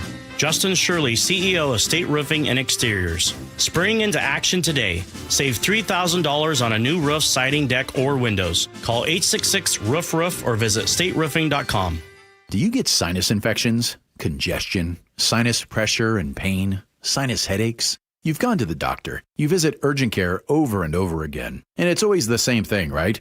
Oh, I know. Let's try antibiotics and some nasal sprays. But they just keep coming back. You may suffer with chronic sinus infections. The good news? Relief is possible. How? A minimally invasive procedure called the Sinusoft procedure, available only at the Modern Nose Clinic. Imagine a procedure so delicate there are no narcotics. Less cutting means less bleeding, so no packing, and no operating room. The Sinusoft procedure is designed for the clinic. If you suffer with chronic sinus infections, facial pain, pressure, and congestion, find out if the Sinusoft procedure, available only at the Modern Nose Clinic, is the solution for you. Call and set an appointment today. 206-388-2770. 206-388-2770. That's 206-388-2770. Eric Johnson here. I spent the past 30 years working to help make our community better informed, better protected when it comes to consumer issues, and better equipped to take on whatever life throws at us. That's why I love the free Washington Accident book series from Davis Law Group. These books keep us better informed about the law, better able to protect ourselves on and off the road, and better off when all is said and done after an accident. Chris Davis didn't have to write these books. He did it because he saw a need. People who were in accidents or other legal situations didn't know what to do, what pictures to take, documents to request. Only a tiny fraction of the people who get these free books will ever become clients of Davis Law Group, but that's not the point. Chris wrote them because it was the right thing to do. The free Washington Accident book series is a must-have for drivers who want to be prepared for whatever the road might throw at them. Get yours at WashingtonAccidentBooks.com. Welcome to this week's Puget Sound Express Whale Report. According to naturalists from Puget Sound Express, the T49A family of Biggs orcas has been the story of the past week. The T49As are one of our largest orcapods, and they spent much of the past week near San Juan Island. A new calf recently joined the family, T49A7, the seventh offspring of 40-year-old mother T49A, Nan. Amazingly, all 7 of her calves are still alive. Family-run Puget Sound Express offers daily guaranteed whale-watching tours departing from Edmonds, Seattle's most popular and well-reviewed whale tours. And don't forget, Puget Sound Express now offers a new all-day tour that includes a 2-hour stop on San Juan Island. Orcas, gray whales, humpbacks, minke whales, and so much more. Don't miss out on your chance to see whales in the wild. Family-run Puget Sound Express guarantees you'll see whales or your next trip is absolutely free. Book online at PugetSoundExpress.com. Olympic Hot Tub has terrific ways to achieve total wellness at home. Saltwater hot tubs, swim spas, saunas, and cold plunges, all waiting for you. See our current specials with exciting savings at OlympicHotTub.com. Better you, better life. The future of home comfort is here. The new Carrier Infinity system delivers premium home heating and cooling with innovative filtration for healthy air and over-the-air software updates that help optimize performance. Carrier, for the world we share. Save up to $2,100 in Carrier Cool Cash rebates when you purchase a premium heating or cooling system, while also taking advantage of a special financing offer of 0% APR for 60 months. For details, visit CarrierNorthwest.com. That's CarrierNorthwest.com. How would you like to finally lose all those unwanted pounds quickly without spending thousands on painful injections or prescriptions? Hi, it's Donna Simpson, health and wellness expert. You probably know someone that is using Ozempic, the hottest diet craze in the country. Everyone knows about this prescription injection. Celebs use it to look their best. The problem is most of us can't afford Ozempic, and these injections can be so uncomfortable. Now you can lose the weight just as easily, but with no needles, no expensive prices, no side side effects and no worries. You need to try Lozempic, a new miracle weight loss breakthrough that performs so well it's been called nature's Ozempic. Lozempic is an easy-to-take diet pill now available without a prescription, being used by thousands to get rid of those unwanted pounds. So call now and find out how to get a free bottle. To find out how to get your free bottle of Lozempic, call 800-605-5724, 800-605-5724. Free bottles are limited, so call 800-605-5724. That's 800-605-5724. Guys, your testosterone level impacts your energy, drive, weight, hair loss, and even ED. Revive Men's Health Seattle will check your T level for free. For your free T level check, exam, and consultation, call 206-529-1111 or visit revivemenshealth.com. Missing teeth? You may qualify for full mouth implants at a reduced cost using your medical insurance. Call South Seattle Smiles today at 206-241-5533 to see if you're a candidate. Your new smile starts now. SouthSeattleSmiles.com. At Guardian Roofing, Gutters, and Insulation, we make protecting your home simple and affordable. With flexible financing and 20-plus years of trusted service, you can count on lasting quality from Guardian. Visit GuardianRoofing.com today. Now, the latest from KIRO Newsradio and MyNorthwest.com. Live from East Lake Avenue. You're listening to Charlie Harger and Manda Factor, Seattle's morning news. Good morning. It's 8:31. There has been another attack on an older person in downtown Seattle. Last week, 2 men were arrested after an attack left a 77-year-old with broken bones, a cut on his face, and now police say a 66-year-old picnicking with his family was attacked. We get the details live from KIRO News Radio's Luke Ducey. So this latest attack happened near Pier 52 on Alaskan Way. That's right near the ferry terminal in that area. If you're watching on our YouTube feed right now, you see that yellow circle on the map. They say that that's where the attack happened. That 66-year-old victim and his family were walking around Saturday afternoon looking for a spot to have a picnic. And out of nowhere, witnesses told police the 30-year-old suspect, Nicholas Evans is his name, snuck up to the victim from behind, hit him, and knocked him to the ground. A witness called 911 and followed the suspect. You can see the red circle on that map right there around First Avenue. They walked north several blocks towards Seneca Street, and that's where the suspect flagged down officers, met him there, and they made the arrest. Another person who saw the attack told the Jason Ranch Show on Seattle Red 770 the suspect looked drugged and deranged. He had been doing martial arts moves toward other people near the waterfront as well. The attack comes just weeks after a separate assault in downtown Seattle at 3rd and Pike, I believe, where a 77-year-old man was seriously beaten. He suffered a broken arm, a broken knee, and a large cut on his forehead. The 66-year-old victim in this case over the weekend had some scratches and some neck pain after that fall, but it appears like he's going to be okay. Keep us updated, Luke. It's 8:32. A serious hit-and-run crash on southbound I-405 in Renton is being investigated as vehicular assault. State Trooper Rick Johnson says a motorcycle and a car collided just after 5 this morning near Sunset Boulevard. The rider of the motorcycle had some serious injuries. I haven't heard anything life-threatening at this point. The driver of the car took off. Investigators are still working to identify that vehicle. New court documents reveal what happened during a day-long search for a man accused of ramming into Pierce County patrol cruisers. Here's KIRO 7 TV's Elle Thomas. After a shooting between sheriff's deputies, the suspect ran off and got into a fight with a grandmother. That man, 23-year-old Skylar Cantrell. On May 3rd, deputies found him slumped over the wheel of a car in Midland. After a shooting, he ran into several homes. And at his last stop, court docs say a grandmother with her 2 toddler children was there. It says she struggled with him for 5 minutes before she was able to scream for police. Thankfully, no one was hurt. Big Tex is back. Mariners starting pitcher Bryce Miller will return to the mound tonight as the Mariners take on the Astros again. He started the season on the injury list with a strained oblique, rehabbing over the last month and a half down with the Tacoma Rainiers. He adds a rare 6th starter for the Mariners pitching lineup, allowing lots of flexibility for the team. First pitch 5:10 tonight. You can catch all the action on our sister station 710 Seattle Sports. It's 8:33. We check in with Chris Sullivan for traffic on the 3s. Recovery mode, definitely. We're starting to get there. Just going to take a little bit longer. But the positive news is we're picking up some time. From Federal Way to Seattle, we're back under an hour, not by much. A little under 40 minutes from South Center. Those last couple of miles are going to be rough, but we're accident-free there, and we're getting better from Federal Way on up through the South Center area. area. Valley Freeway, still about 50 minutes from end to end. Those last couple of miles are going to be pretty heavy from well before 180th on in. And Renton to Bellevue, though, it has picked up the pace. We're up to down to about 45 minutes. So that's about a 5-minute improvement. So that's great. Lake Bridges, westbound 520, definitely heavier than I-90. You're going to need a 30 minutes to get across either Lake Bridge at this point to go from Bellevue tying into Seattle. Coming down from the north end, we're getting much better in Marysville, just a little hint of braking there, and down to about a 20 to 25 minute trip from Arlington to Everett.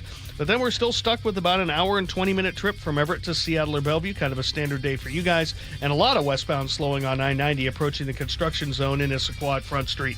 KIRO News Radio real-time traffic. I'm Chris Sullivan. Rain at times, tapering off to showers for the afternoon. 61 our high today.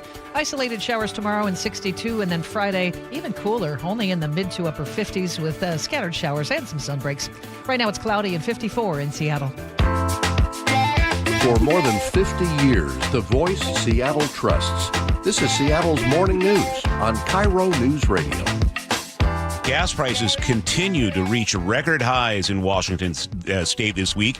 Areas around here are beginning to see $6 per gallon at the pump. Ugh. Patrick DeHaan, head of petroleum analysis at Gas Buddy, joins us once again. So President Trump is pushing for a break from the federal gas tax. That won't save much money, will it, Patrick?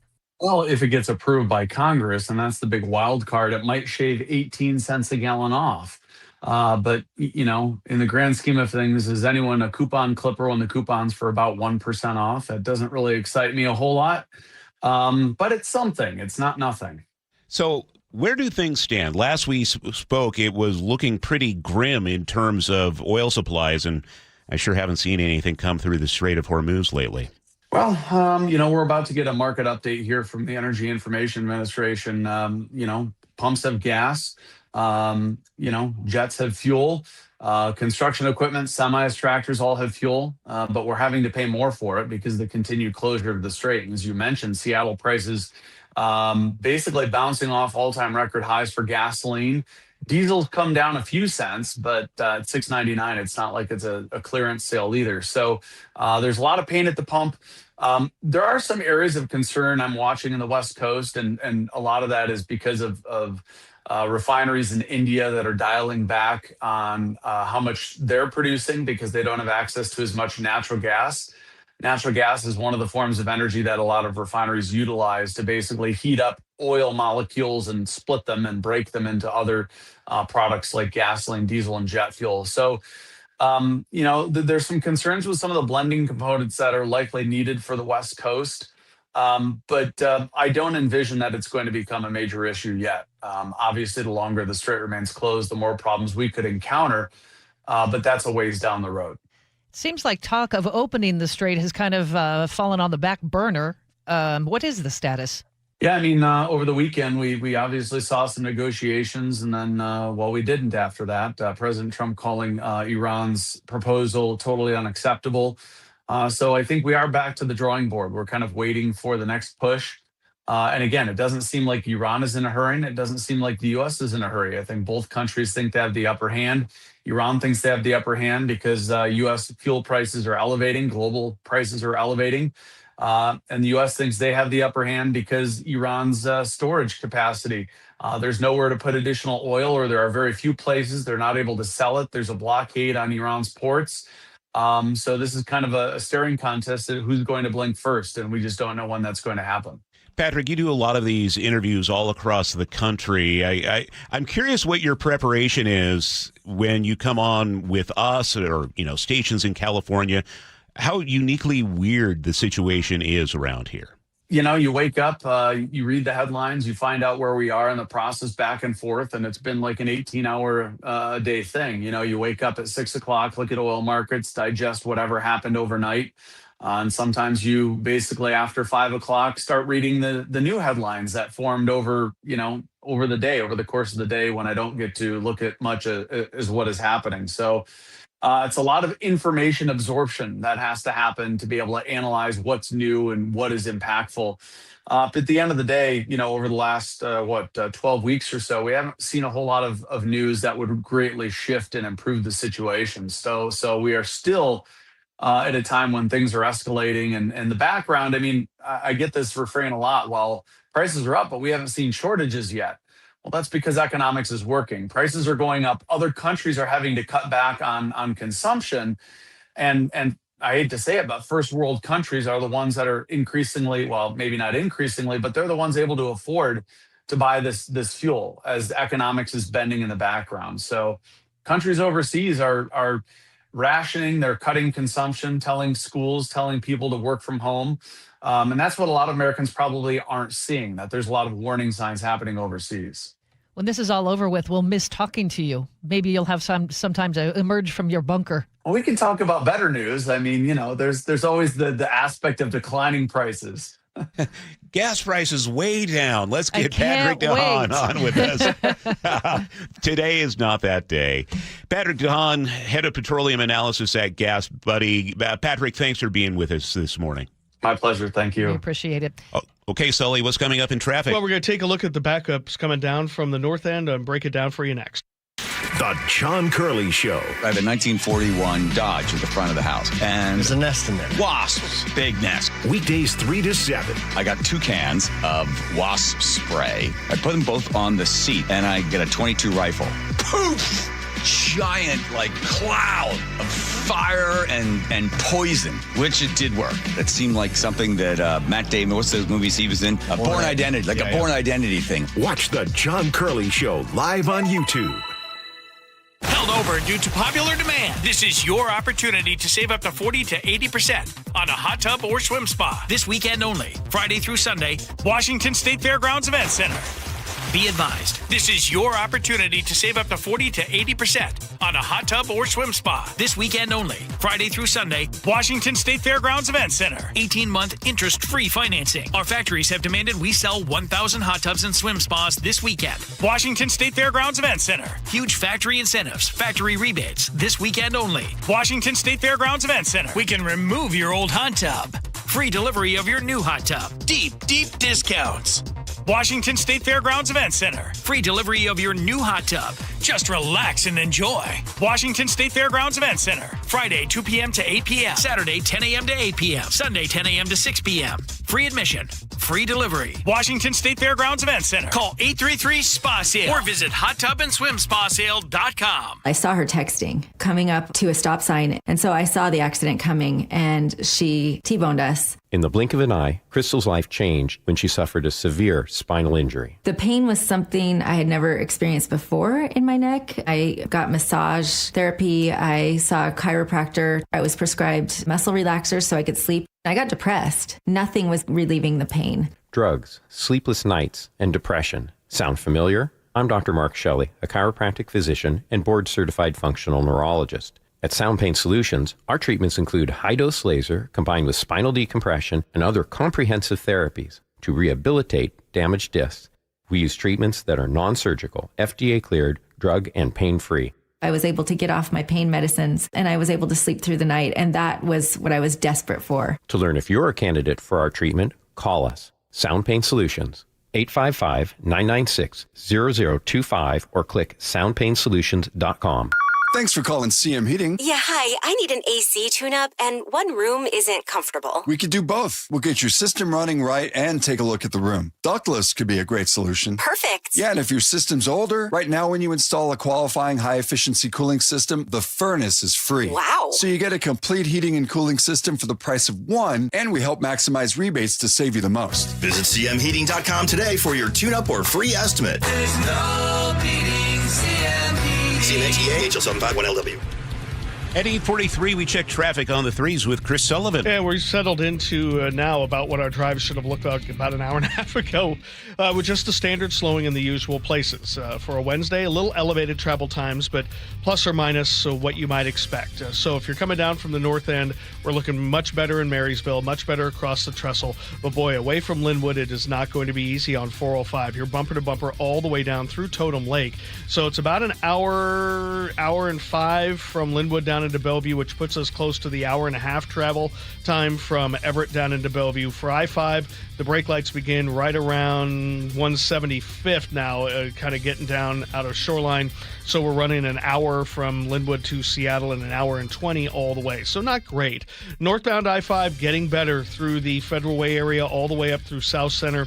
It's really now from the north end of the beginning of Boeing Field. About 40 minutes still from South Center, but about an hour, maybe a little under from Federal Way. So we're getting there. 50 minutes, Puyallup up to Renton to Bellevue, still at about 45, but we're getting there. Across the lake, there is westbound slowing about 30 minutes for either one of the lake bridges from Bellevue to Seattle. Olympia to Tacoma, about 45 minutes, still seeing some annoying braking as you get up past 72nd. But by most days' standards, you can handle it. KIRO Newsradio Real-Time Traffic, I'm Chris Sullivan. Forecast looks like we will have occasional showers today, highs in the low 60s. Pretty much the same thing tomorrow. Start to dry out by Sunday. Right now in Seattle, it's 52. Coming up, we have G. Scott stopping by, talking about the World Cup and what our preparations and what we should expect to see out of this and what kind of excitement there'll be. We'll ask G about that coming up on Seattle's Morning News. Let's talk about your hair. Well, maybe after we talk about my hair. I've got great hair, as you know, and it's because of Advanced Hair. Yep, Advanced Hair Restoration. Their simple one-day treatment offers life-changing results that I can attest to. Guys, it's not magic, but it's close to it. They put hair where you need it most, and bam, it grows. It's actual science. Advanced Hair has top-rated physicians, modern technology, and best of all, you get your very own natural hair that begins to regrow the very next day. It's even guaranteed to grow for life. So schedule your free consultation now at 425-449-8185. Mention Curly to qualify for $250 off and 250 free hair grafts. It's a limited time offer. Advanced Hair, the winner of the 425 Business of the Year, and the team that gave me my hair back. More importantly, they'll do the same for you, guaranteed. 425-449-8185 or advancedhair.com. Some people out there love to do things entirely on their own. Others ask for help and trust their resources. When involved in an auto accident, you've got the choice of dealing with insurance on your own or hiring an attorney.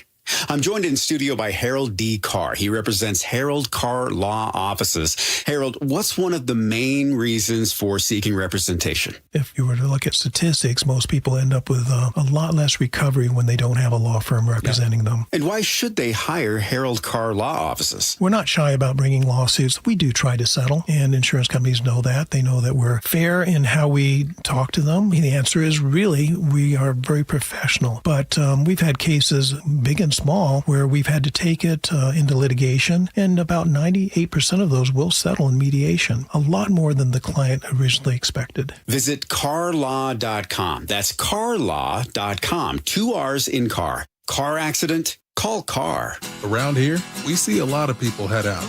No matter where they're going, we just help make sure they're ready. Before you hit the road, get a pre-trip safety check from Les Schwab Tires. It's free.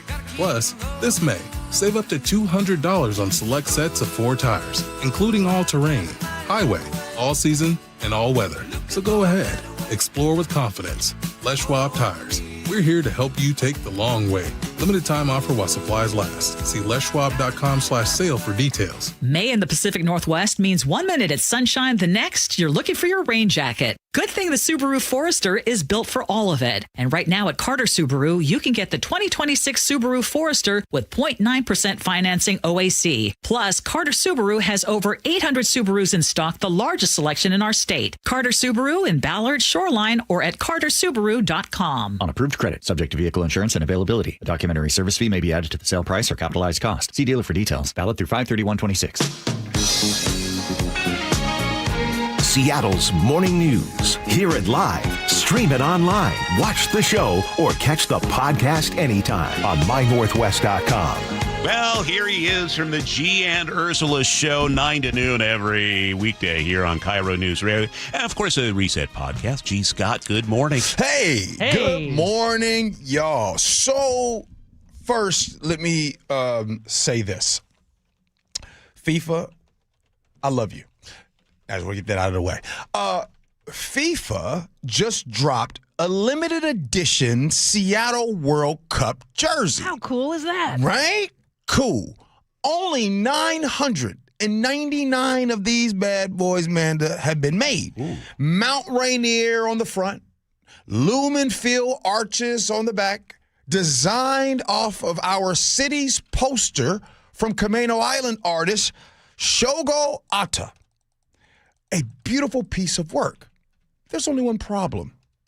They want $375. And as of this morning, Charlie and Manda, every size is still in stock. So if you rush there now, it's still there. Now, I want to be fully transparent. I am one of the MCs for the FIFA World Cup. Yeah, that's going to be coming up. Okay. And so you're going to get one for free? I know, right? But would you believe that sometimes that we have a hard time with people reading the room? Would you believe that $375 right now in this economy, where folks are struggling at the grocery store, where Charlie and Manda are talking to the gas buddy dude, talking about gas at least once a week, rent in this, you know what I mean? Like, come on now. We know. Back in my day, we just call this a straight up markup. So look, this is a tough price. Now, I'll say this. How about this? How about you have a $375, 999 are made? Okay, leave that price alone. But why don't you have something that's a $75 one? Then that way, the average folks can say, you know what? $75, still rough right now, but let me go ahead and get that. You can have two at the same time. But again, this is what happens when you have people in the room that still understand and recognize, right, that how to read a room. It's tough these days, y'all. What's up? Credit to the artist. It is very cool looking. There is a $35 T-shirt. Okay. There is an option. That's an option. That's cool. They're looking for a G. Scott, and by that's that almost $375. But they want that. But they want that. There's only large the T-shirt. I get it. Yeah. The T-shirt's cool. I understand. But they want that jersey. They want that jersey feel. Okay, write it up a little bit. They can get the jersey for $75. Let's step back a moment, because I want this to be a success for our region. We've invested a lot in this, a lot of preparations for years. This is something that has been promised to be the equivalent of 6 Super Bowls in terms of attendance, in terms of its impact on our Seattle economy. Have they overhyped this too much? Yeah. I'm going to say yes. My friends aren't talking about it. Huh? My friends aren't talking about it. My friends. And I'm going to tell you, like, very few, well, some of you guys know now, but I've been holding on to this whole MC thing for a very long time. This is like what you do before a Seahawks game. Yeah. And, like, I don't know anybody. Like right now, I'm going to ask, I'll go around the room right now. Do you guys physically, in your life, not what you read, not somebody you heard about, in your life, do you know anybody that has tickets to a match? No. Sully? No. It's crazy. Like, I don't know anybody right now that's like, oh, hey, June 19th, see you there on Friday. Boom, when the U.S. takes place out there. Yeah. I don't know anybody personally. Now, here's the thing. I mean, I wish I could afford tickets. Seeing Egypt going up against Iran, that just seems like a cool match to see. I'm not even much of a soccer fan. I mean, just all the dynamics happening right now. But I don't hear anybody talking about that. And maybe we have people flying in from out of the country. I'm sure you probably will. I know that. And I want this to be a success. No doubt. We know hotels and Airbnbs, they are not, from what I hear, they aren't getting the money, or it's not at capacity like they thought it would be. I mean, if you guys think about it, right now, what's the date today? May 13th? Yeah. I mean, the first match is in like 32 days. Yeah. That's June 15th. The first match. Well, that's how close it is. I know this much. For the people who do go, you are going to whip them into a frenzy because you're very good at doing that. Oh, man. You're very good at your job. You're so kind. I guess I'll just be in there just having fun. And look, I'm looking forward to it. I've heard so much about the World Cup, right? And just to have the blessing, I guess I'm going to be there. I'll probably take a few pictures and everything. So then that way, 100 years from now, my great-great-grandkids could be like, oh, there he is, right there. So I look forward to it. Yeah, I don't know anybody. Do you guys plan on trying to go to a match? No. Zero interest in this whole thing. I just can't afford it. You've seen those ticket prices. Yeah. No. Okay, put affordability to the side. If I could get a free ticket? Yeah, if someone gave me tickets, I would go for sure. Okay. Let me ask it better this way. On a scale of 1 to 10, what's your interest? Before Amanda kicks me out. 4. 3. 0. David? 3. Jeez. All right, G, you may be excused. Okay. Listen to G and Ursula, 9 to noon. Sully, what's going on in traffic? Well, we're still dealing with the pretty heavy commute left over, but I think the tide has turned. We're starting to turn things around a little bit. Back under an hour from Lynwood to Seattle or Bellevue, but not by much. Federal Way to Seattle's back under an hour. Valley Freeway is under 50 minutes. Renton to Bellevue's back down to about 40. Lake Bridge is still struggling a little bit, and we're seeing some braking on northbound I-5 getting up through South Tacoma right around 56, but nothing that you can handle. KIRO Newsradio Real-Time Traffic, I'm Chris Sullivan. Rain tapering off to showers for today, a high of 61. Isolated showers tomorrow in 62. It's 54 in Seattle right now. Oh, this should be good. Coming up on G and Ursula, you'll hear from a UW virologist about the threat of hantavirus. They're joining the show for the first time since February 2020. What happened then? This is KIRO News Radio. KIRO News Radio, the first place you turn for the news you trust. Renton police investigating a shooting that happened just after midnight. Engaging conversation. It's just indefensible. The mayor's communications team should be better. Traffic. A full closure now, southbound 509 at Alexander Avenue. And your Super Bowl champion Seahawks. Touchdown, Seahawks! Streaming everywhere on the KIRO News Radio app. Always here, always with you. KIRO News Radio, 97.3 FM. KIRO FM and HD1, Tacoma, Seattle. This is Chris Davis with the Davis Law Group. Did you know that a pedestrian does not have to be crossing the street on a marked crosswalk to have a successful legal claim against the driver? Pedestrians can even be partially at fault for a collision and still have a valuable claim. Call us today for a free consultation or get my free book on pedestrian accident law at WashingtonAccidentBooks.com. That's Davis Law Group, better service and even better results.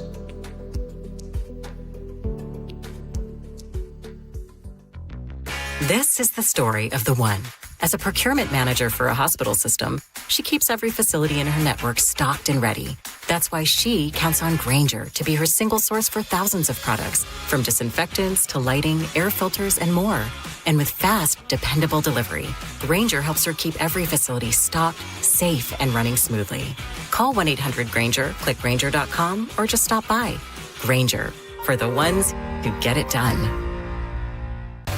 The Camping World Ultimate RV Show is coming to Angel of the Winds RV Resort in Seattle. Parking and admission are free. Join us May 14th to the 17th to shop special show pricing on over 200 fully staged new and used RVs. Get an exclusive first look at new models. Check out the latest gear and accessories. Bring the family to enjoy our Kids Zone and enter to win a new RV. Don't miss the Ultimate RV Show in Seattle, May 14th to the 17th. We'll see you there.